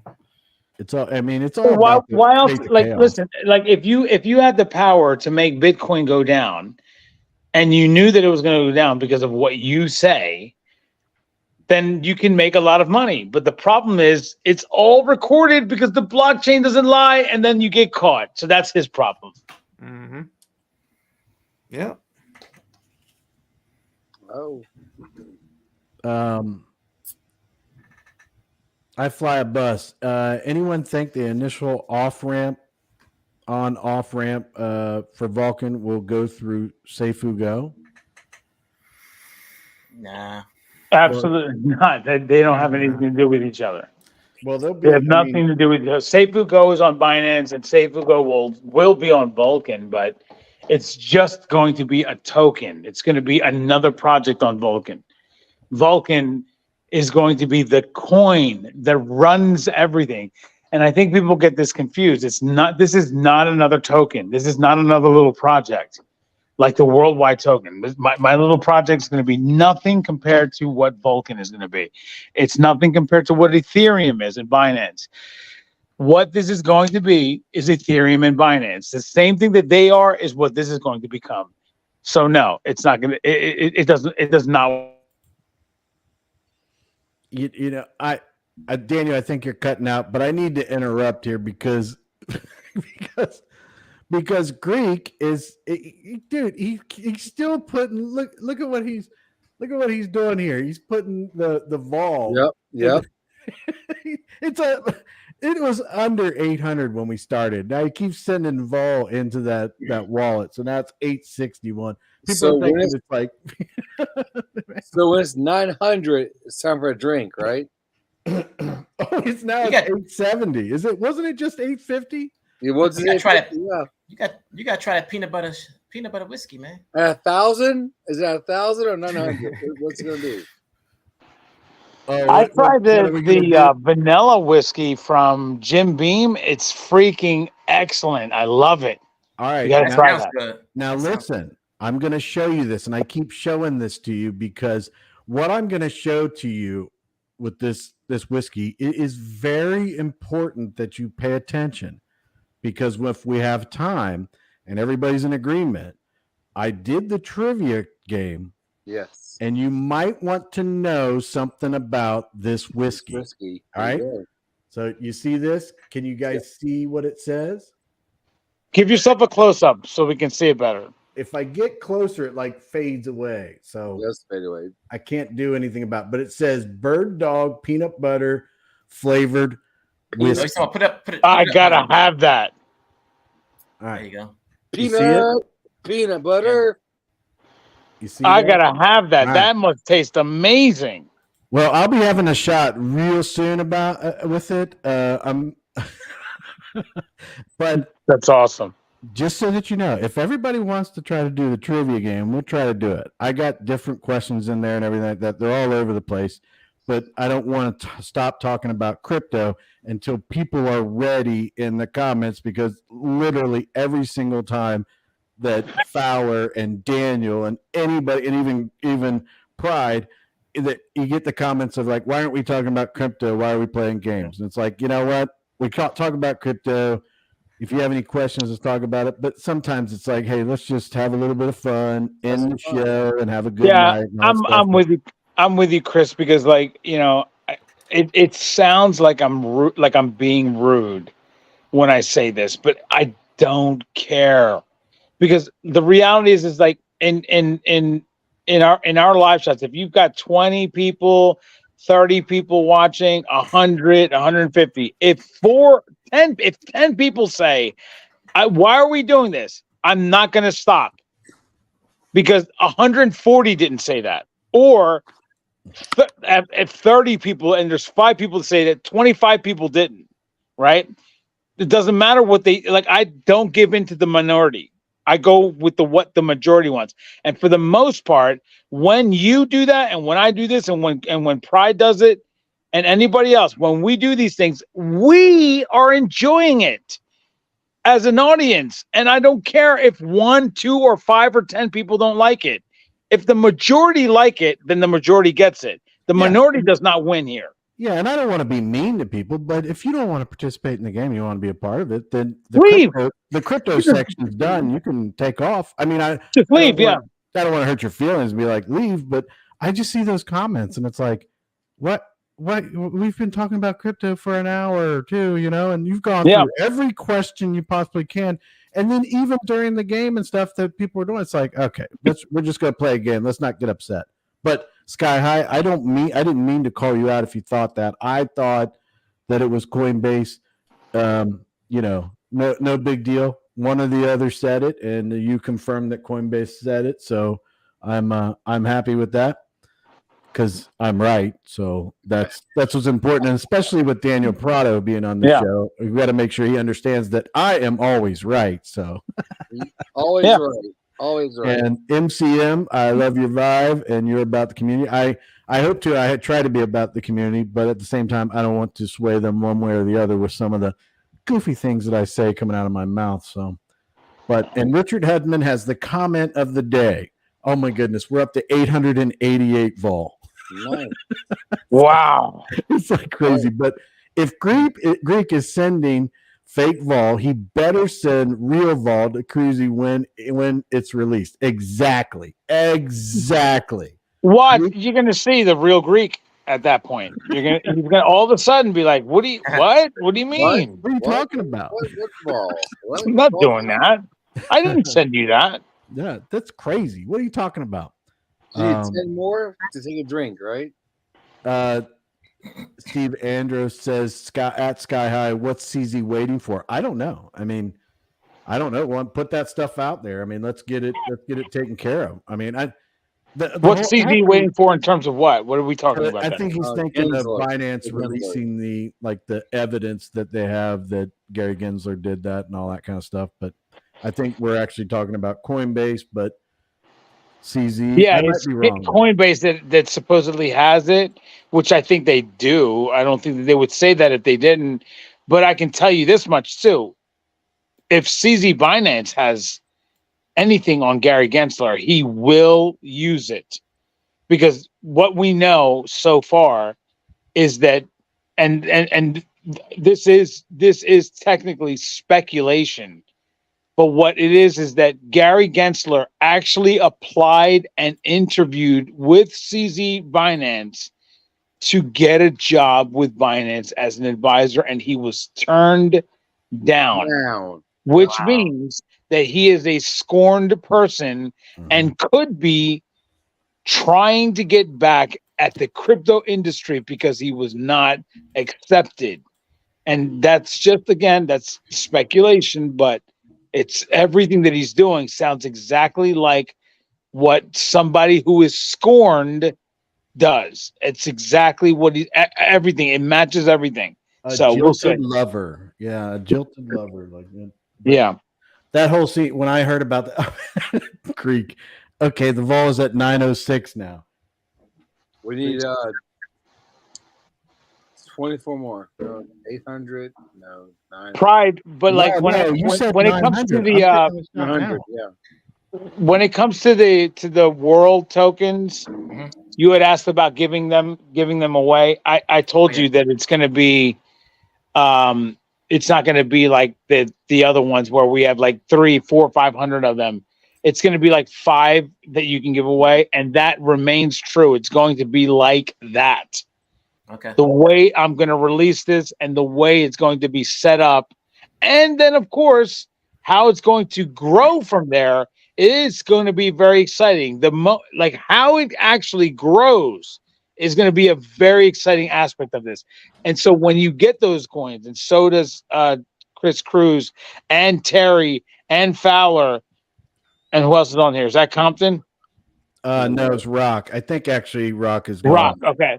So aside from Rock, all of you guys, because you guys have channels that you're doing videos and you want to do things with, I will give you those as part of my treasury, and I'm going to use that treasury for promotion.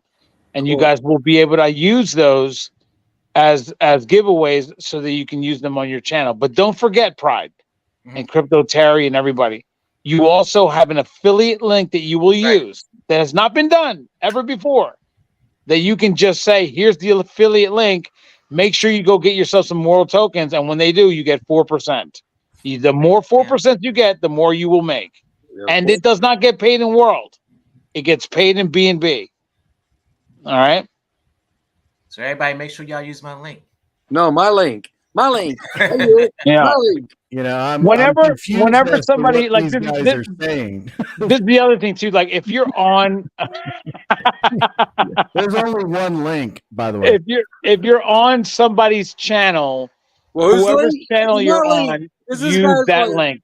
So it's gonna make things a little bit. It's gonna make things a little bit interesting when it comes to like whose channel is doing what. Because if you're gonna be promoting World and you're on everybody's channel, it's probably a better idea for you to just do your own live and invite people on, and then, you know what I mean? Because I know that what we all do usually is we just go on each other's channel and we just go all live together on the same channel. But if you want to promote World and get that 4% of every transaction that happens because of your link, you're probably better off to say, you can come on as a guest, but it's not on your channel. We have to start setting those guidelines. It has to happen because this hasn't been done like this. So we got to start recognizing it. Well, each channel can put their own description in it. So What? Use their link right there. You could put that. You could put this. Each channel can set their own description. Yes, they could. Yeah, Use their Daniel, link. I don't really need a link. You know, I don't need that. That's generous, and I appreciate that and everything like that. I'm just gonna be promoting it, talking about it, and everything like that. And I love that. whatever I like- discount you get, and you can just put it towards making a successful project. I will be doing it voluntarily, And that way. whether you Well, give a discount or not. You My know, link will be on Chris Cruz's channel. There you go. Have you guys seen the description? Look at the description. I called it first. I called it first. Hey, have you guys? Well, what looked this at the is like descriptions what in the- my the- videos? Look the at problem- my Chris. videos. I appreciate you. I have Daniel Prado's fashion stuff. I have the Greek and NR's fashion, Fowler's. I got all these different. There's none of that my stuff we on can there. stop that. Like let's stop with the Greek stuff. You know, like, But since I don't have a channel, the link could be for me, Chris Cruz. You can just post it on yours. Good, buddy. It'll be rock I'll do it every day just for you. And I'll bring it up and be like, look, I'm talking about worldwide. Remember, Rock needs this, so give it to him.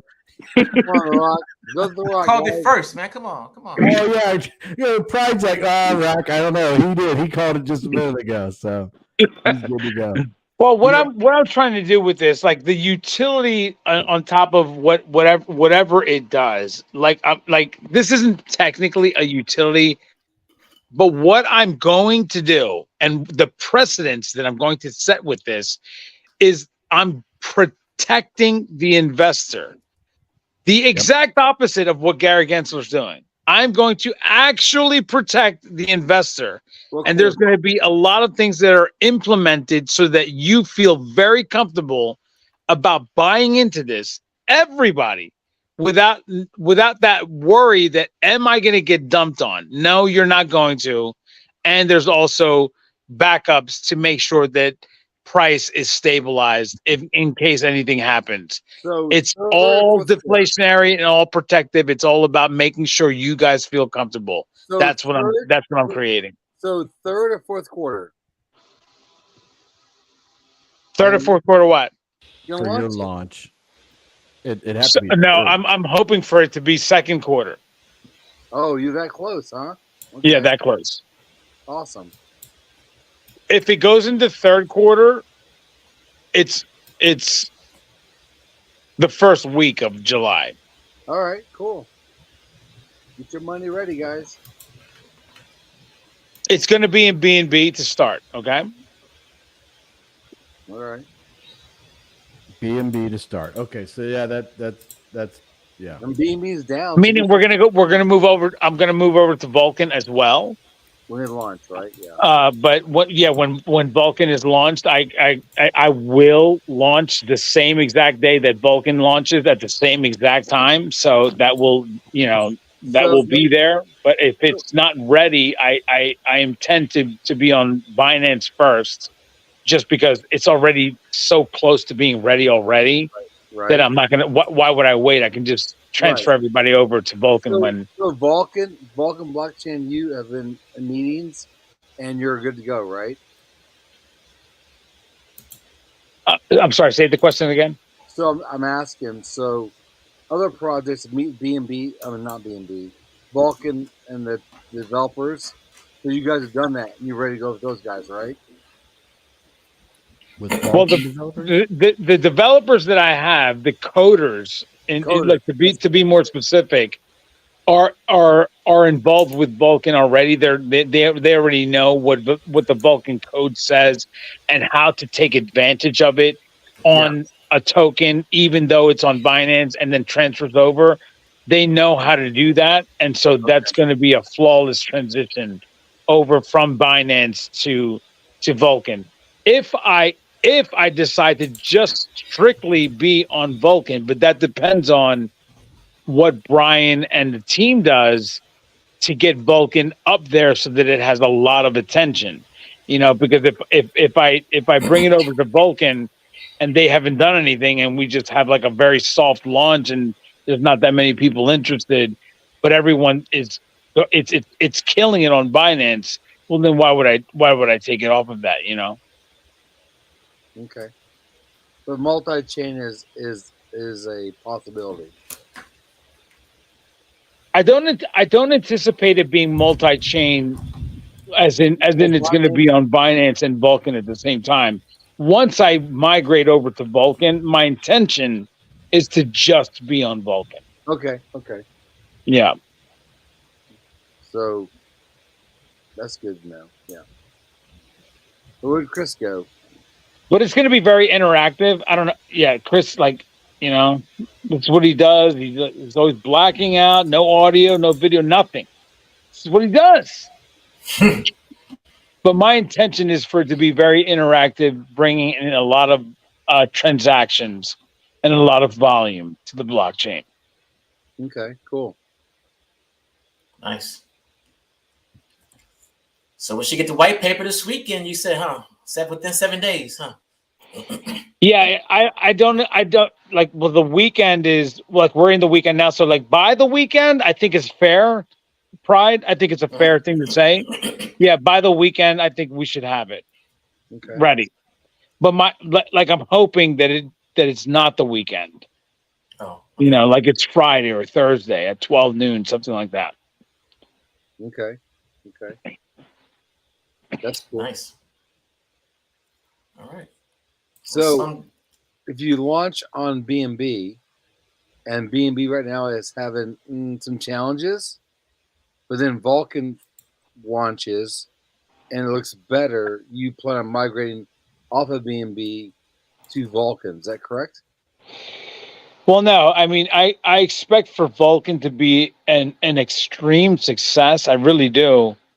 But I'm launching on Binance first only because Vulcan's not ready yet. Right. But right now BNB is Binance has some struggles, right? But yeah, you won't stay on both. You won't stay on being Binance and Vulcan. You'll like either choose one or the other ultimately. Like, would you would you stay on BNB or Binance, and then also when Vulcan launches, would you have it also on Vulcan, or just one or the other? My intention is to only be on Vulcan blockchain. That's your intention. Okay, that's my intention. Yes, but to get it going, and because we already have an established, very well renowned blockchain. Everybody knows that people have BNB. They know how to buy it. They know how to swap BNB for a project on the Binance Smart Chain. It's easier, I should say. It's not very easy, but compared to launching on Vulcan, where I need people to know, just to even know about Vulcan. Whereas on Binance, I can start it, and then because I'm able to get those people to come in, even outside of our community, then when I say, okay, well, listen, everybody, I am moving over to the Vulcan blockchain. So here's the way you can transfer your tokens, tax free, no way, like, or we can airdrop it, whatever it is that you want. Let's just get over to the Vulcan blockchain. We get on the Vulcan blockchain. Once we're on the Vulcan blockchain, it's only the Vulcan blockchain. Okay. That is my intention. Okay. Because my intention is, like I've said to everybody, when it comes to projects, what my hope has always been is that we have projects that create a lot of volume. Well, I have a project that I'm doing that's on the verge of being released. That's going to release on Binance, yes, but it's going to be creating a lot of volume for Binance. Well, I don't want it to be there. I'm only doing that because it's ready. But once Vulcan is ready, I take everybody and I move over to Vulcan, and then give Vulcan the volume that is coming in because of the worldwide token. I want Vulcan to have that because I am Vulcan. I'm not Binance. I'm Vulcan. I'm only using Binance. I'm using them. Well, Sky High comes in and says that you should leave it on both. That way, people on Binance see you're attached to Vulcan and go look at it. Yeah. Well, of course, that's what's going to happen. But eventually, I'm going to have to say, I'm going to take it over and just be on Vulcan. But I understand his point. It's going to make people be aware of Vulcan because they're involved with my token. But eventually, I'm going to say we're moving over to Vulcan because I don't care about Binance. I care about Vulcan deeply. So I'm not going to even, like, if this thing becomes a huge, gigantic project that everybody wants, I'm going to use that leverage to say, everybody, you're all here. I have 50,000 holders. We're moving to Vulcan. That's going to be really good for Vulcan. It's not going to be a bad thing because I'm leaving Binance. Right. I'm going to tell them, you're coming to Vulcan. In other words, I'm moving to Vulcan, which means so are you. If you don't, then you're losing your money. But I'm moving to Vulcan. So here's the announcement. I'll give you a couple more reminders. I'll remind you all the way to the last second. But if you don't do it, it's your fault because I'm moving to Vulcan. End of story. And then all those people come over. And then when they do, they'll realize how absolutely fantastic it is, and then we move forward from there. But no, I'm not going to just stay on Binance or both when my intention is to actually bring it all to Vulcan anyway, because I love Vulcan. Kryptonian comes in and says, I left and came back, and DP is still talking. Kryptonian, all right, fellas, man, we're about ready to do the trivia. What are you gonna do? You're not gonna be a part of the trivia? I mean, like, I got to do what I got to do. This is my life. I'm talking. That's true. And I'm doing what I can to keep people motivated, inspired. I'm critical. I'm disagreeable. I'm agreeable. All of the things that make things, that makes somebody interesting. If I just agreed with everything that everybody said and didn't take any kind of a controversial take on anything, and I just was vanilla, nobody would care, right? So, like, I gotta go about things a different way than perhaps most people do. Now, I have to give you props, Daniel. Today on your live, and I had not noticed it previously, but I'm not sure if this is even valid or not. But you referred to Trump as President Trump, and I thought that usually said Trump. But I don't know if you've softened a little bit on Trump lately or whatever. And then I also didn't get your take on what you had thought about the new indictment, so I didn't know if that had. I didn't. Yeah. Okay. So I always refer to President Trump as President Trump because he, in fact, was the president, and so I never.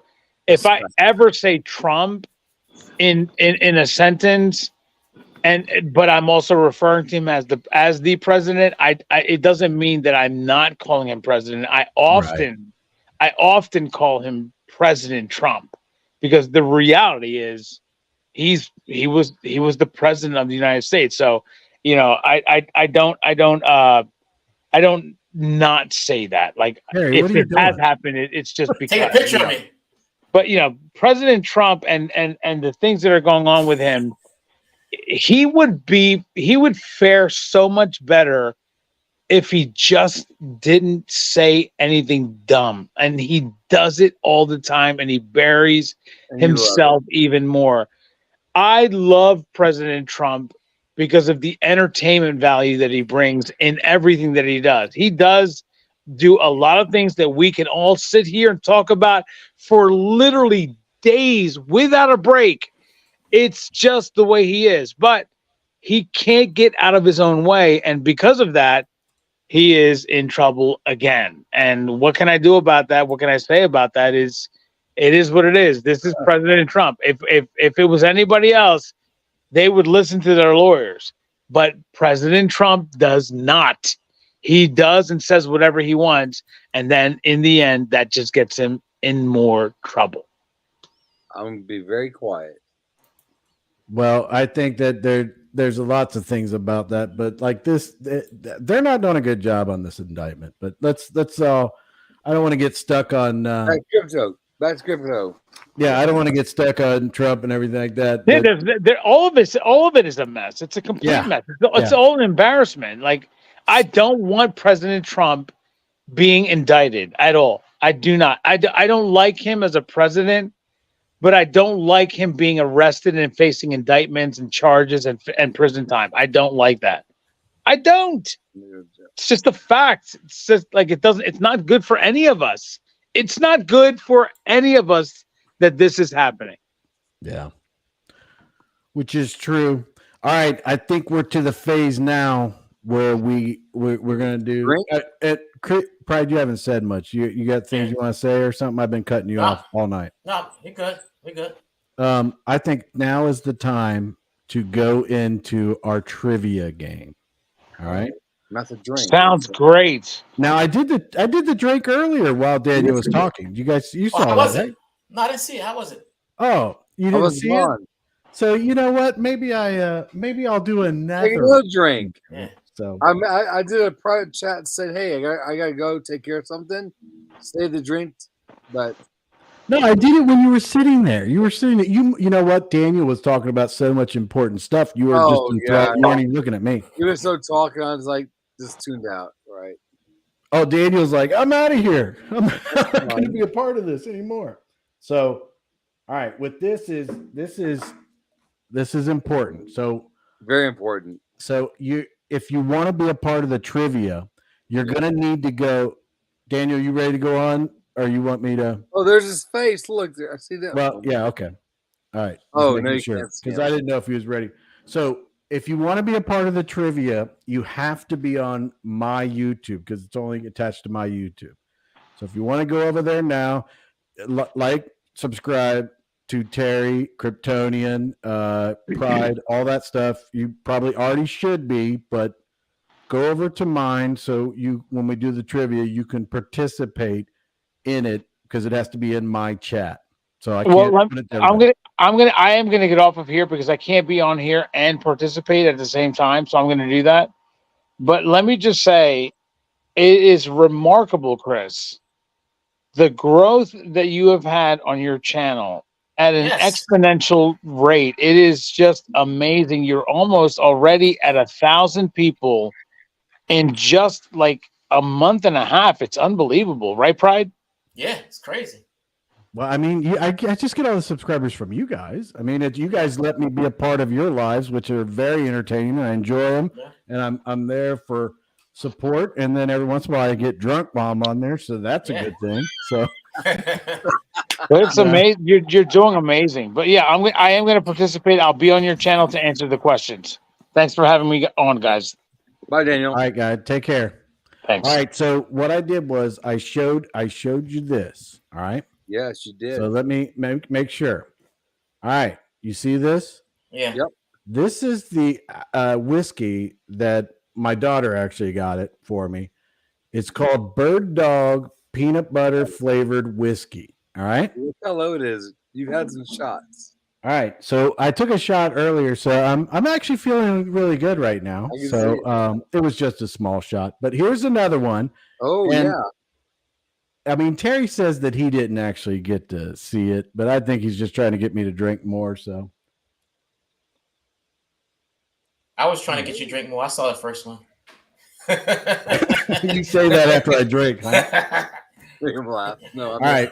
I did miss it. Now, I hope that making poor decisions and Melifeo Crypto forgive me for this because of their wines, their Corks and Crypto show. I learned a ton from them. He does his Tuesday night at 9:00, so check it out. He does a game that actually makes me laugh so hard that I'm laughing like when I go to bed. I'm still laughing about it. It's great. But that it seriously tastes like I just took a drink of a Reese cup. Nice. Yeah. Smooth as can be. I mean, I'll probably be howling at the moon in a couple hours, but hey, I'll be calling everybody. I'll be like, let's do it live. You just 12 gauge. This is drunk. In your backyard shooting 12 gauge shotgun, right? Yeah, exactly. So I want to read some of these comments. Did I? Oh, okay. I thought I pissed somebody off. That's not, no. They were. No. I didn't see some of these. So let me get to these real quick because I want to get caught up on them, and give people time to get to. Remember, you got to be in my live on my YouTube channel to participate in the trivia, because the answers will come from the chat. And when you do the answers, you'll do, each question comes up, you'll do a 1, 2, 3, or 4. That's it. And then it calculates that, and then we'll get to see each round. And hopefully it'll be better, because I found a problem that I had with the previous one, that it wasn't linked correct, and the timer would just go to 0 every time. So hopefully it's set up right. It goes smooth.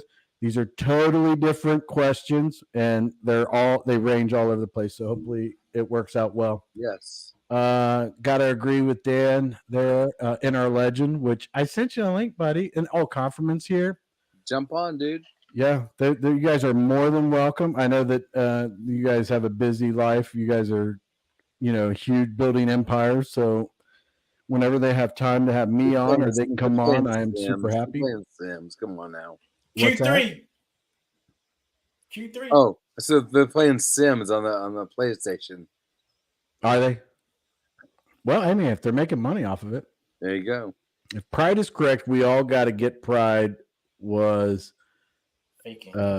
right shirts. You know what? You put those in your merch. I'm just going to do it. I'm going to buy it anyway, because you're right to me. And then Arius said Trump will be lucky because Florida federal state is government run by Republicans.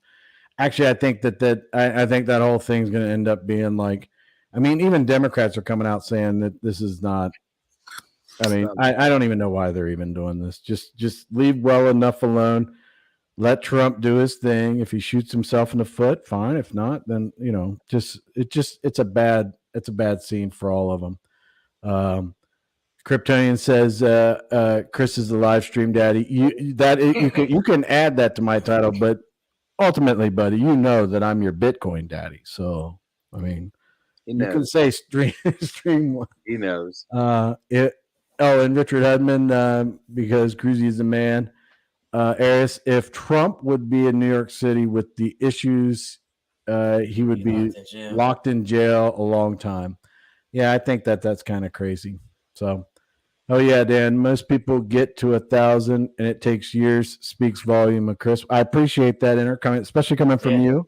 I have the utmost respect for the community, the influencers, NR, Kryptonian, and even Daniel a little bit, not too much. I don't want Daniel to get a big head or anything. A little bit. Barry. Oh, and then Marshall's Game Time, and NR says, so you've had Bird Dog. I actually have liked it, so I'm probably putting off longer to get to this game. And Moki Crypto Peanut Butter, yeah. If you're talking about the whiskey, it's peanut butter flavored whiskey. So it tastes like I just ate a big old Reese cup.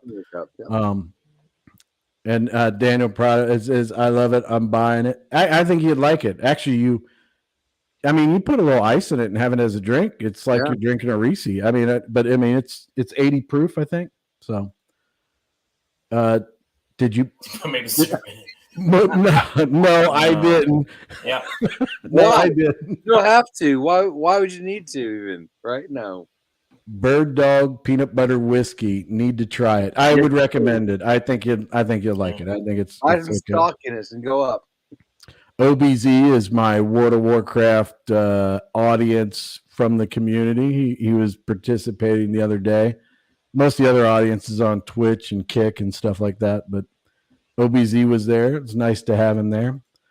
Biz Entertainment, the whole Trump thing will be free presidential run promo. That's my point. This just, it's like if they all complain about Trump, but he's on their stations, 24/7. And it's just like, okay, well, if you didn't talk about him, I don't know. But, Chris is Daniel Prado worldwide. Chris is almost as crazy as Kryptonian. All right. So, yeah, you're probably right, but I don't know if either Kryptonian or I are as crazy as you, Daniel. So I'm not sure. But all right, so here we go. I'm going to bring up this. Let me see if I can get this thing running. Got 1,000 volt now, man. Oh, 1006. He is so good. Okay, so I'm gonna end this. Cat says, "You guys are all legends. What a great community we have. Let's go." Okay. All right. Wait. So what happened to the screen? Okay, it's up there. All right. Here it is. So the trivia questions are going to start. It's going to start in 15 minutes. We'll get, or 15 seconds. And remember, you got to be in my YouTube and answer in the comments 1, 2, 3, or 4. All right. So, and I think I put some of that good Jimi Hendrix music on there. All right. What is the northernmost human settlement with year-round inhabitants? Okay, the timer's working. Is that awesome or what? Yeah. That timer might be long. Let me know how it goes, but I don't see any comments at all. Yeah, they coming in. Okay, good.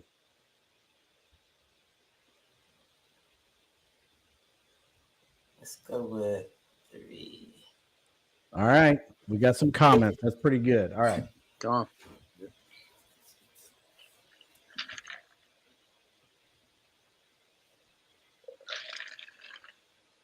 Terry, I don't see your comment. Did you put your comment in? I didn't. No, I didn't. Not this time. No. All right, that's all right. All right, you're computing the answers. I would have said 4, but I'm wrong. I took a guess. I said 3. Because I've been. Oh, I was right. It is 4. Oh, Prado. Oh, in the look at Daniel Prado, Loki Crypto, and Marshall Holder of Node. I would have said 4. I've been there before, but so those are only the correct answers that are being shown. So okay. All right, here's question number 2. All right. In this movie contains the quote, "Nobody puts baby in the corner." Never seen it, but I know the answer. You've never seen this movie? Never seen it. What's wrong with you? You know what? Were you abused as a child?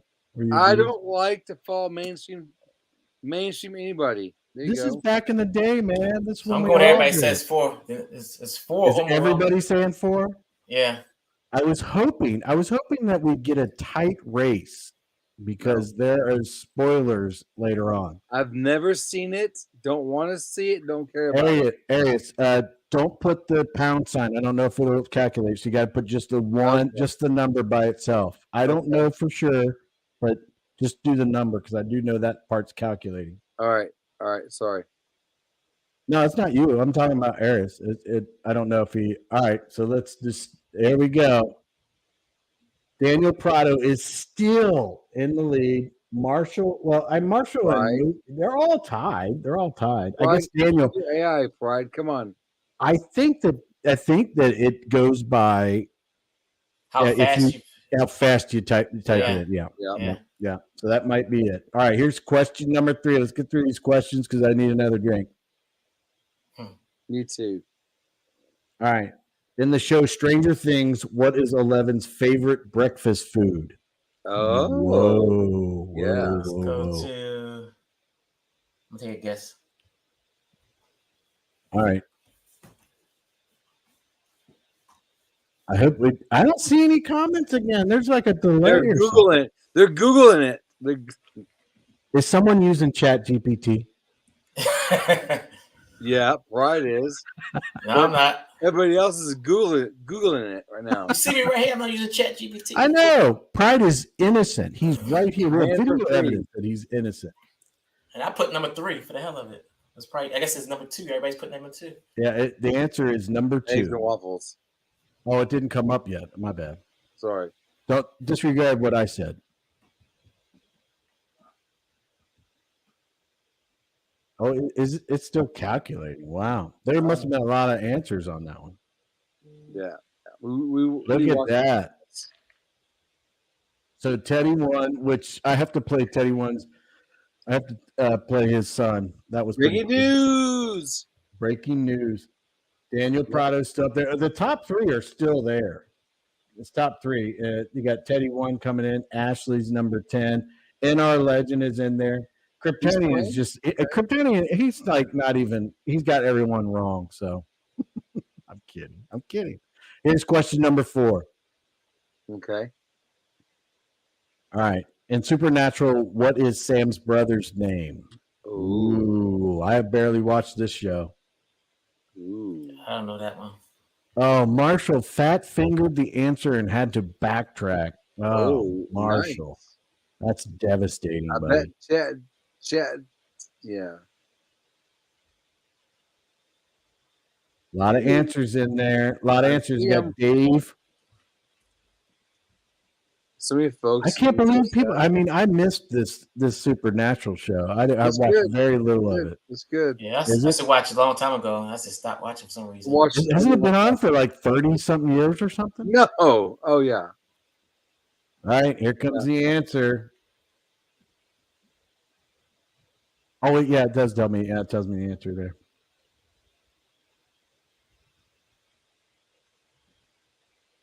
Dun, dun, dun. Biz, people are in there. I think. Oh, look at Wes. I need to find the answer is D as number 3, Dean. So I need to check out Wes because did you see his Kansas City icon thing that he had? That's pretty nice. I like that. My daughter wants a 4-door Impala like that. Oh yeah. She's 15. That's what she wants. Yep. All right, so let's see who's in the lead. Obviously, Daniel Prado, which I'm starting to feel like Daniel's using Chat GPT. So yeah. I heard rumors. Rumors that Daniel's cheating. Yeah, he's probably cheating.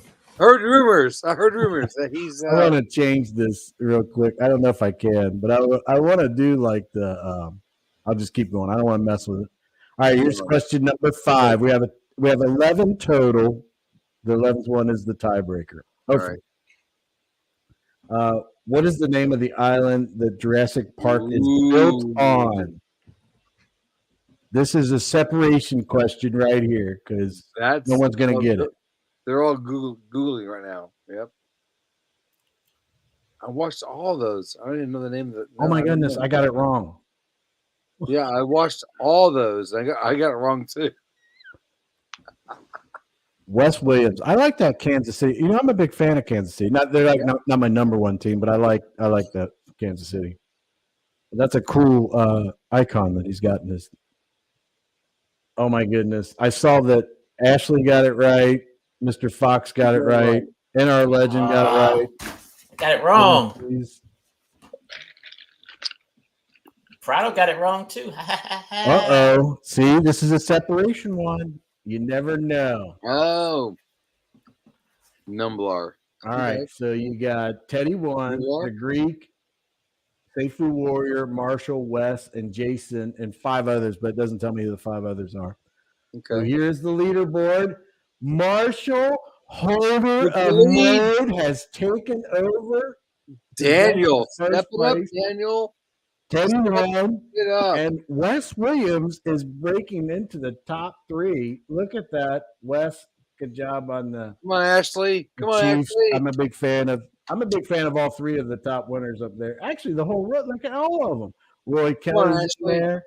Ashley's in. She's moved up. She was like number 10. Yeah. The Greek. While he's doing this, he's still sending me vol. Look, we're at 1,000 vol now. Greek, pay attention to the game, man. That's right. All right, question number 6. Okay. Here we go. This one's going to be a good one. In Star Trek, The Next Generation, what is the name of Data's cat? Shut up. Now, you can tell, easy. Other than Supernatural, I don't know much about Supernatural, but I know a lot about these other ones. So too easy. Come on. Right, you're wrong.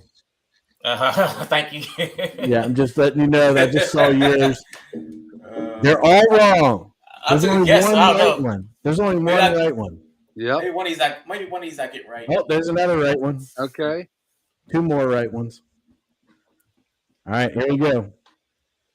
The answer is Spot, number 2. Yes, sir. I knew this because I thought it was weird. Right. It's like, It was in the 90s. I was drinking a lot back then. I didn't understand it. So spot. but so 7 of 11 was pretty though, right? Marshall, Biz Entertainment, the Greek. Actually, what happened to the Greek at the beginning? I mean, he's been getting the right answers. Seven C's, Derek, and then NR Legend, man. He must have been getting distracted. NR Legend and Greek Pride, probably should have been third, up there. man. Pride, in third. Oh, look at Greek. Wow. Look at what I just said. I just said that. NR Legend and Greek, they know what's up, right? Actually, they're probably closer to my personality, and I created this on my personality You're stuff. exactly right. Yeah, so that's why they're up there. Marshall's number one still with a commanding 1 correct over Greek and NR. Michael Starks look at him down. He's 13. He's coming in. And Biz, honestly, Biz is probably like working at the same time he's doing this, so he's not doing as good because he might have missed something. All right, here's question number 7. All right, here we go. And I think Daniel's like he might have got confused. In which English county is Stonehenge? Oh, Yeah, I've been there. That's why I put it in. you been there? I've been there. Yeah, What year? 1992. Ooh, I want to go so bad. I really want to go so bad. Yeah, I went all around there. It's like I went to Upper Hayford, went to Oxford, all that kind of stuff. It's a great place, man. Just the English people are so nice. It just drives me crazy so much. But yeah, and you know what? The bad part about it is like everybody knows the answer to this one, so it didn't help anybody. Right. So But do they really know the answer? No. yeah, I already saw it in the.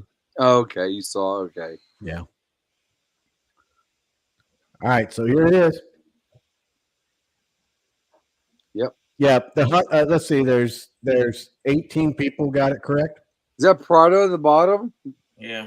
Oh, Prado. you know Come what? on, I did hear that Daniel was using a knockoff Chat GPT. Yeah, he got Oh. a discount. He got a discount. No, there's no way. That's Yeah, we got to finish this soon because I'm starting to get a little bit of a buzz, and I'm going to start saying things I probably shouldn't. So here's the leaderboard. Greek has taken over. Oh no, no. Well, this isn't fair. I mean, I guess we're going to have to do top 5 in the future because you got 7 C's has 6 correct answers, and the top 3 have 6 correct answers, and 7 C's is Come on, number 4. NR. Come on, NR. NR's in there. Greek, Ashley, Greek's a come on, machine, though. He is his own Chat GPT. Ashley's like 10. Come on. Marshall's awesome, though. So I like everyone that's in here. And Ashley moved back to number 10. What happened, Ash? And Teddy one's at 8. Come on, Where's Teddy. Davo at? Where's Davo? Why isn't he in here? He needs to be straightening this out. King I sent him a Kaching's link like- if he wanted to come in. King Kaching's like 19. Come on, King. King Kaching is the hero and the all-time Okay, champion right. on Corks and Crypto. In Breaking Bad, Walter White is a high school teacher diagnosed with which form of cancer? Which cancer? Okay. Biz says it's about speed. You're right, Biz. Greek is its own Chat GPT.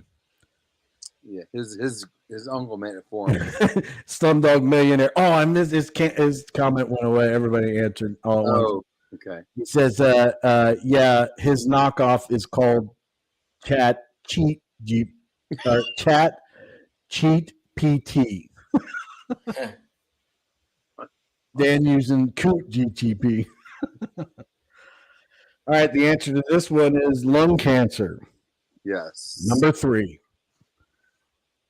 I didn't even watch that show. I knew the answer. How many questions in it? There's Any questions? 11 total. The actual 11th one is something that you should all know. So look who came in. Look who came in as the first one on this answer right here is Sunny. We have not Nice. seen Sunny anywhere else, and that's awesome. Congrats to Sunny. King Kaching is in there. Richard Hudman, and of course Greek, using considering he is a Android himself. So Yep. there is that. So the leaderboard has Greek at the top, and you know what? We might have to disqualify Greek from all future ones. He knows too much information. NR has dropped down. Ooh, NR. Come on now. Oh, he said, I knew that and fat fingered that stuff. Mm. All right, NR. We'll Ashley, give you a you break beat there. Daniel. Come on, Ashley. Ashley is tied with Daniel, but I think, like Business said, it's all about timing, though. She's got to be Come on, faster. Ashley. Come on, Ashley. All right. Ashley, type faster. My next answer is gonna be number 1. No, Number 9. I How many bet you better seasons did the lose. sci-fi television show Stargate Atlantis have? This is going to break all of you because nobody knows this except for me. I'll put it number 1. I know the answer. You know the answer? Have you seen the show? I'm a nerd. I'm a big fan of this show. I watch it all the time. Yeah. I mean, and most of the time I just rewatch it because it's fun. It's so good, right? It's so good. And also, when I watch TV, I don't want to be interrupted, so I don't want to be watching something that's going to take my mind off something else. So it's just noise in the background. Just rewatch everything, right? Yeah. Yeah, I just rewatch same things that I've done, so I don't have to get distracted. Yeah, I get it. So, all right, the answer is number 2. So, but we'll see how it comes up here. Oh, they got what? Look at Michael Starks, man. Right. Melanin Delight, NR Legend, Derek, Moki. Look at all those guys. Those are new answers. Oh, Ashley, you fell down some more. Oh, Ashley, you should have called me. I would have told you the answer. No, I wouldn't have told you. You should use the cheat IT. Yeah, well, yeah. You should use the same. You should use Greek. Actually, start paying Greek in Testval, and he'll tell you the answers at a time. All right, the leaderboard has 7 C's. Has made it. He has dethroned the computer himself, the Greek DeFi guru. Marshall Holder of Nodes, NR Legend is right there. Goodness, Moki Crypto is right there, and Derek M. Ashley's holding firm down there. Daniel Prado's at 9. Wes Williams is at 8. So that is pretty cool. And Biz, he's down there, but he's doing all kinds of work, so he's busy. And OBZ, you know what? I should have just told you all the answers when we were on that live the other night, and you would have been good. So hit me up. I'll tell you the answers in the future. I won't do that. Sonny. What are you talking about? Sunny is in there. She's at 19th. Is it really going down that far? All right. She's got 3 of them. So come on, guys. All right. Here's the question 10, and then there's the next one. And Ashley says, had no idea about the show. What is the name of the planet the doctor from television series Doctor Who comes from? Nope. No clue. My wife, Doctor Who. If you have not watched that, go back to the originals from the 60s. It's a really good show. Yeah, my wife, my daughter have watched every episode, all of them. Me, nope, not so much. Did you see OBZ's comment? Okay, Mr. Integrity. Okay, he said I wouldn't have played if I knew the answers. Yeah. Okay. All right. Whatever, dude. Take your money. Whatever. And not everybody's got to be as honest as you, OBZ. All right, the answer is Gallifrey. Okay. Which I don't know that. Oh, that's number 4. So the answer is number 4, and the Greek got it. So did 7 C's. So did NR. This is working out to be an issue.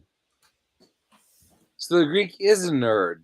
Okay. All right. So Ashley got it right. Look at her coming in. She's the first one there, and then you got Michael, OBZ, NR, and 7. And I know that. Well, I thought Greek got it. No, he says 4 in the chat. No, but it says no. Okay. He must have put it late. Oh, he did put 3 first. Oh, Greek. All right, you guys ready for the leaderboard? Yes. Come on now. I think NR might have taken over. Actually, NR, let's go. 7 Seeds is up there. He's the undisputed champion right now. And then you have NR, and then you have Greek. That is awesome. Look, Marshall has fallen. But look, Ashley passed Daniel by 4. Whoa. I think Daniel's like, he fell asleep. He drank too much. He's like, too much. Oh, no, he's in the chat. He just said the Greek was wrong. I think the Greek intentionally was wrong because he didn't want to make it seem like Oh yeah. And Ashley's like, look at her. She's got, I beat Dan. All right. Here is the final question. And this is really the most important question. You ready? Do it. This is it. What What is the name of the peanut butter whiskey I showed Oh, earlier? I don't know. I can't remember. Must be number 2, right? Number 2. I said it's Crypto Terry's whiskey. Though. If I had that kind of money, I'd make some. I finally got one right. There you go. This is the last question. This should another separate hint, but everybody. Not a hint, but look. No fat fingers, nothing. This is it. The very last one. Oh, Jorge. No, come on. People still getting it The wrong. bush Really get it burner. wrong. Really? Come on. The answer is number 3, bird dog. Did someone get it wrong? Really? Yeah, a couple of people, but the bush burner wasn't. I didn't see him earlier, so he may not have seen it. So Okay. I did think about that, but my bad. Look at Daniel. But look who's the very first Daniel. one in there. Daniel, really? Pride. Come on. Daniel? That was easy. Oh no! So then you had Sunny, and you had Ashley, NR, OBZ. So what do you think who the final winner is for this week, guys? It's What do you gonna think? be 7 C's, right? Seven C's? Seven You think Cs. 7 C's? Yeah. Unless 7 C's did not participate, then we got. Oh, he was right there. He did. 7 C's. But Daniel Prado, really? 7 C's is the winner of this week's trivia on Sunday Night Live. He got 10 correct answers out of 11. And our legend got 9, came in second place, strong second place. You got Greek DeFi Guru at 8, and I think Daniel says that he actually cheated. So we'll be launching a full investigation into Greek. Hey, Chris, look, Ashley doubled Daniel. Look at Ashley jumping up there. Bam! Whoa, Daniel, what happened to you? You know what? Maybe you had too much to drink. Oh, and NR says that he missed the first question. Oh, sorry, dude. All right. Finally, a game that is not rigged. Yes, 7 C's. I agree. Finally, we have brought respectability back to the community games. Oh, come on. But although Greek now is under suspicion, and you are too, Terry, because Daniel's saying that Terry was helping Greek, which was not fair. So I can't even talk to Greek. All right, guys, I gotta head out. Greek Right, and buddy. I don't even DM each other, so there's no way. all right, that is the end of the game. 7 C's. That's awesome. You did great. We will. I don't know. We should do something for the winners now. So, if we come up with anything in the future, we have to do the same thing for 7 C's. So I'll think about it. I'm not doing Bitcoin, so you can just stop that right now. Stop that right now, right? Yeah, there's no Bitcoin being had there. So Well, let them like put suggestions for my peanut butter on food challenge. Go that way.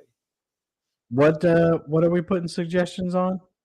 Well, I have one for next week from a peanut butter challenge.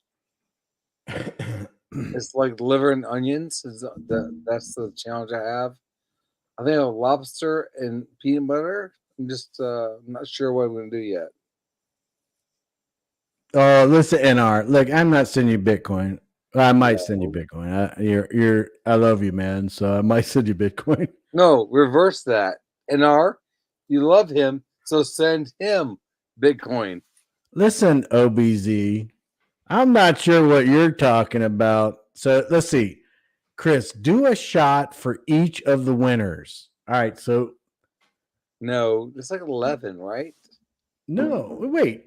All the winners are the top 3. Oh, you did 11 questions. I have no problem. I can't see straight as it is. We'll be fine. You might have to take over, Terry, because my head might hit the desk and it won't be done. 11 shots? No way, dude. Don't do that. I'm not doing 11 shots. I'm not doing. Teddy won. You know what? Since you're here, Teddy won. I'm just going to play this because I just want to. So here we go.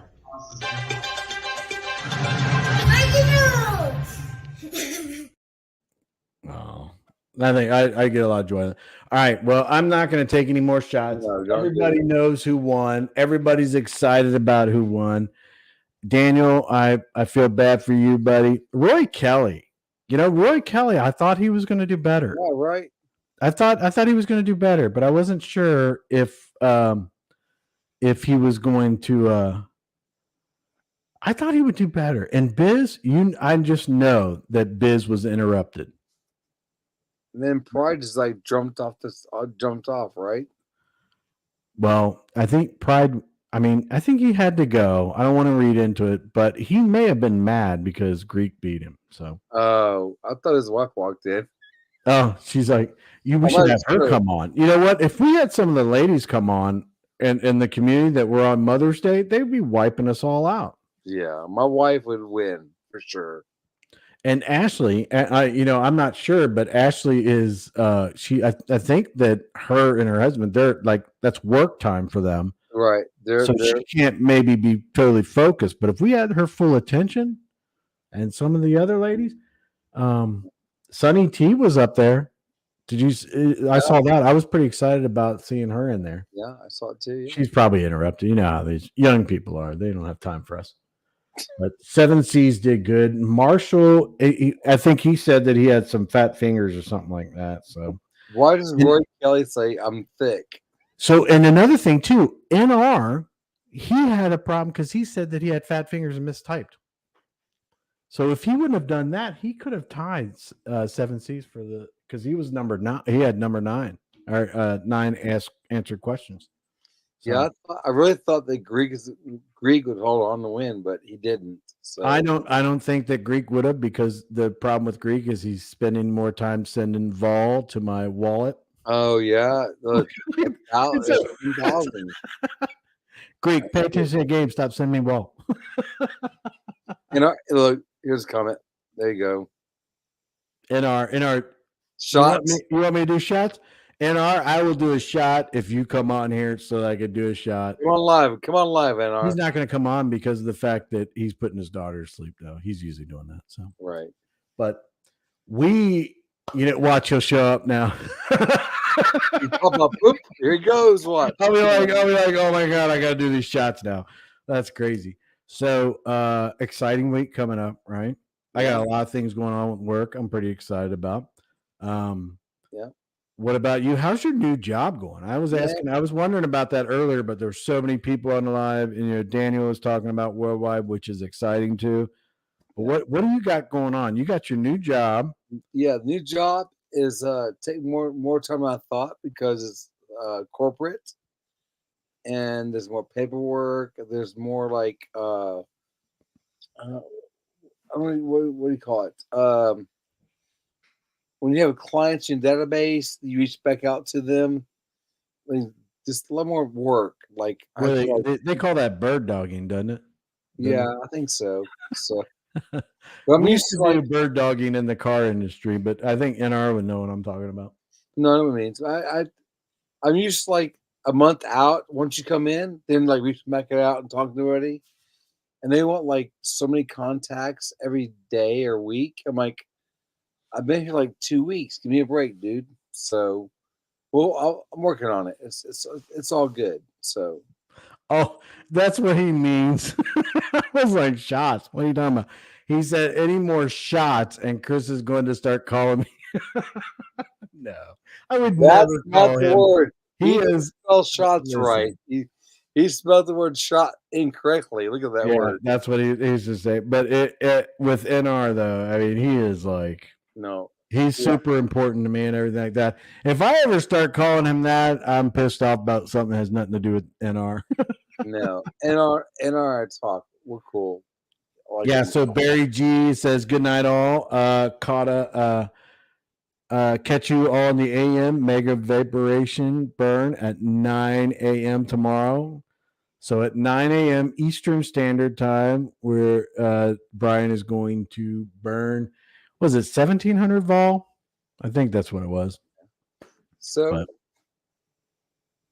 can I ask a weird question?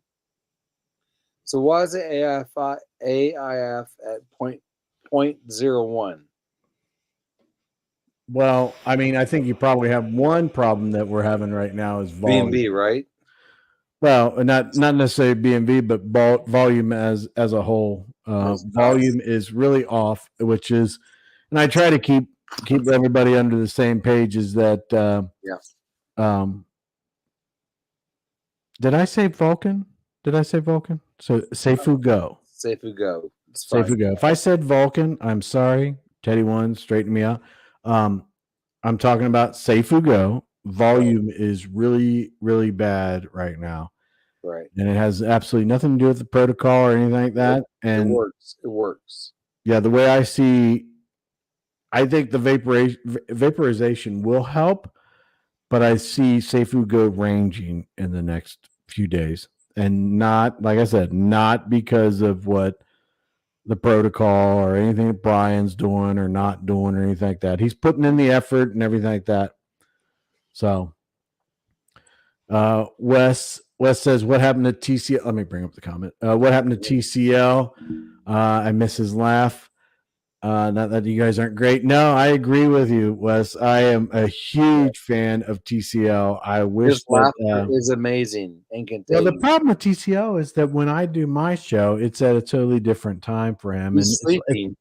It's tough for him to be on, but man, was it super awesome back in the days when they were on there, when you had like Kryptonian and NR Legend and TCL and then Randall and all those guys were so great. I wish they would come back and they would be able to be on some lives, but I know the timing and personal lives, and they're all building empires, so it's very difficult for them to be here. So, but that's great. So, Ashley says, good live as always. Ashley, it's always awesome to have you here. So I wish Davo would be here. Where's he at? I mean, be cool to have him come on and talk to us for a little bit. But so that's it on your work and everything like that, right? Yeah, I've just been busy. Yeah, that's all. I just want to make sure that I didn't interrupt you or anything like that, because there were so many people on and so many people. Daniel was talking about his projects and stuff like that. Yeah, I just didn't want you to feel like I didn't give you the time that we did, because we're buds and all that. And we're always good, man. We talk off air and on air. We're good, so we're good. I just had more corporate things I had to deal with last week, and so I missed a bunch. That's all. Yeah. Well, I mean, you didn't miss a whole lot. I mean, Safugo was doing okay. It's building a healthy chart. They got a volume issue and everything like that. I think that Brian sees that and he's working towards it. Vol didn't have much updates, so hopefully we get an update from their developers meeting tomorrow. Prisma Finance did their launch, their pink sale launch. They did really well. That's something to be excited about. Daniel had a few lives. He did good. He's doing the best that he can under certain circumstances. Right. So, and I think that, whether you agree with Daniel or not, I don't think it's fair to be taken down on his YouTube channel. So hopefully he's good. Yeah. But and then I filled in for Fowler one day this week, and I completely messed up my trivia game. So there's that. so that day you messed up the trivia question of the thing. I messed up the time. I didn't realize that when you asked me to join you, I was actually free at work and I could do it, but that we're off on time zones. I looked at my phone. It's like, oh man, I messed it up. So, well, you're a part of my team. You don't have to actually have a link. You can just come in and join. So no, but I realized later that the time difference is different. You know what I'm saying? Yeah. So I was just free. so that you know. Had a full hour I could have joined you. I don't know. Just so that you know, I'm in the correct time zone. Yes. Everybody else is in the wrong one. I'm gonna say yes. So I usually join with the Kryptonian, say the Central, the Texas Standard Time, but yeah, Central Time. Central Time is what you're right now. Kryptonian, you can hate me for it. I'm gonna submit, and Yours is right. Well, when I sent you that message, I was like, I told you your time. I was know. like, You told me. I got busy at work, and then I got unbusy. I was like, I was confused. So yeah, yeah. I apologize. I was like, Terry, it's this time, your time, this time. No. And I messed it up, and it's my fault. I should have been there. Sorry. Oh, that's fine. That's fine. I missed you not being there, but at the same time, I mean, I understand the issues. Your map was on there, and then Matt from Prism of Finance, and then we did it, and then like Mel and the Delight and a few people in the chat were like, and Miss Worldwide were like, yeah, because I messed it up the first time, and it was completely going to the wrong place. Nobody could answer, and it wasn't set up right. And I did the second one, and it worked out better. So, and hopefully, I think tonight's went well. I think I finally, I mean, as old as I am, and with technology, you know, I think I did okay. So what? You had 3 shots tonight. I did. Yeah. So how's that feel? Three shots in. How do you feel? I feel fine, other than the fact that I feel like I've eaten a whole bag. It's like Easter night, you know, where I've eaten a bunch of Reese cups, and Yeah. I'm like, I got this chocolatey, peanut buttery taste in my mouth. So I don't know. I mean, I'm curious to find out how you feel tomorrow morning. no, I'll feel fine. I'm not. I don't. No, not drunk wise, but like because when we put peanut butter stuff, makes it feel sugary, right? So It like, didn't. You know what? That's the thing that I like about it. It tastes like it was like a Reese's or something like that. But I don't have the feeling of like I got to pump it, like I'm freaking out. That's cool. So, oh wait, Mookie has a good one. I always get into this though. I mean, Where is he? You know, I was going to end it a little bit ago, but it seems we're still talking, right? Interactions with people. Right. So, Mookie Crypto. You know, I was calling him Mookie for a long time. He was like, "Dude, stop calling me Mookie." So, some others to try are Evan Williams, Honey, Jim Beam Peach. Actually, I've tried the Jim Beam Peach. We're in Jim Beam Jack Daniels country where I'm at. Right. And you peanut butter whiskey. What's that mean? And you mean your peanut butter whiskey? I'm not sure. Yeah. I could see me going out with a bunch of buds, hanging out somewhere, going hunting or fishing or something like that, and drinking me some peanut butter whiskey while I'm out there. I could easily see that. Do a little bass fishing or something like that, or deer hunting or something. Throw trout line out, right? Yeah. That's a good idea then. Oh yeah, Mookie, man, Mookie says your. So yeah, that's your peanut butter whiskey. Yeah, that was good. I was excited about that. I think that my daughter Morgan's the one that found it. Said, "You want me to pick it up for you?" So, did she ever tell you what she thought about it, or just like kept you a surprise? She kept it like a surprise, but she made a face like she was like, you know, I couldn't tell one way or the other. Right. And then and she, you know, so I was like, all right. So I had not tried it because pretty much out of respect for you. And I was playing World of Warcraft last night, and OBZ was in the YouTube part of it. And I was talking to OBZ about it, and I showed it to him and everything. He was like, no way, Terry's going to be excited and all that kind of stuff. And so then I waited to take any kind of a shot or anything like that. So till tonight. But it is actually kind of good. I think I might have another one. I mean, and I'm not like getting drunk or anything like that, but it's nice. So I mean, you have had this before, though, right? Not that brand, but I've had that. Yes. So this means nothing to you. No, it means a lot. The fact you tried it means a lot, because without the peanut butter challenge or my weird comments, I don't think you would ever tried that, right? No, I don't think it would have never come up. I'd have been like peanut butter, whatever. Be like, why is this stupid, right? So yeah, exactly. So, so this one will be, for. Actually, this is going to be a shot. And if anybody's out there, you're actually listening or whatever, and you're paying attention, this is a shot that I'm going to do for Kryptonian's dad. Yes. Kryptonian's. I've talked to Kryptonian and everything like that, and everything's good. But Kryptonian's dad is a Vietnam veteran. Yeah. So, and I always like to drink to vets. important people, you know, and Kryptonian is my friend, and he's building, you know, his empire. He's doing his thing and everything like that. And I want to acknowledge his dad. And then I'm gonna take this shot, and we're just gonna end the show. Nothing more to be said. And if you guys can think about it, if you watched the show, you liked it, all that kind of stuff, don't do anything else but think of good thoughts and prayers for Kryptonian, his family, his dad, and all of his extended family. Okay, this is all for Kryptonian. All right, so cheers to Kryptonian's dad and all of you. All right, guys, we'll see you later.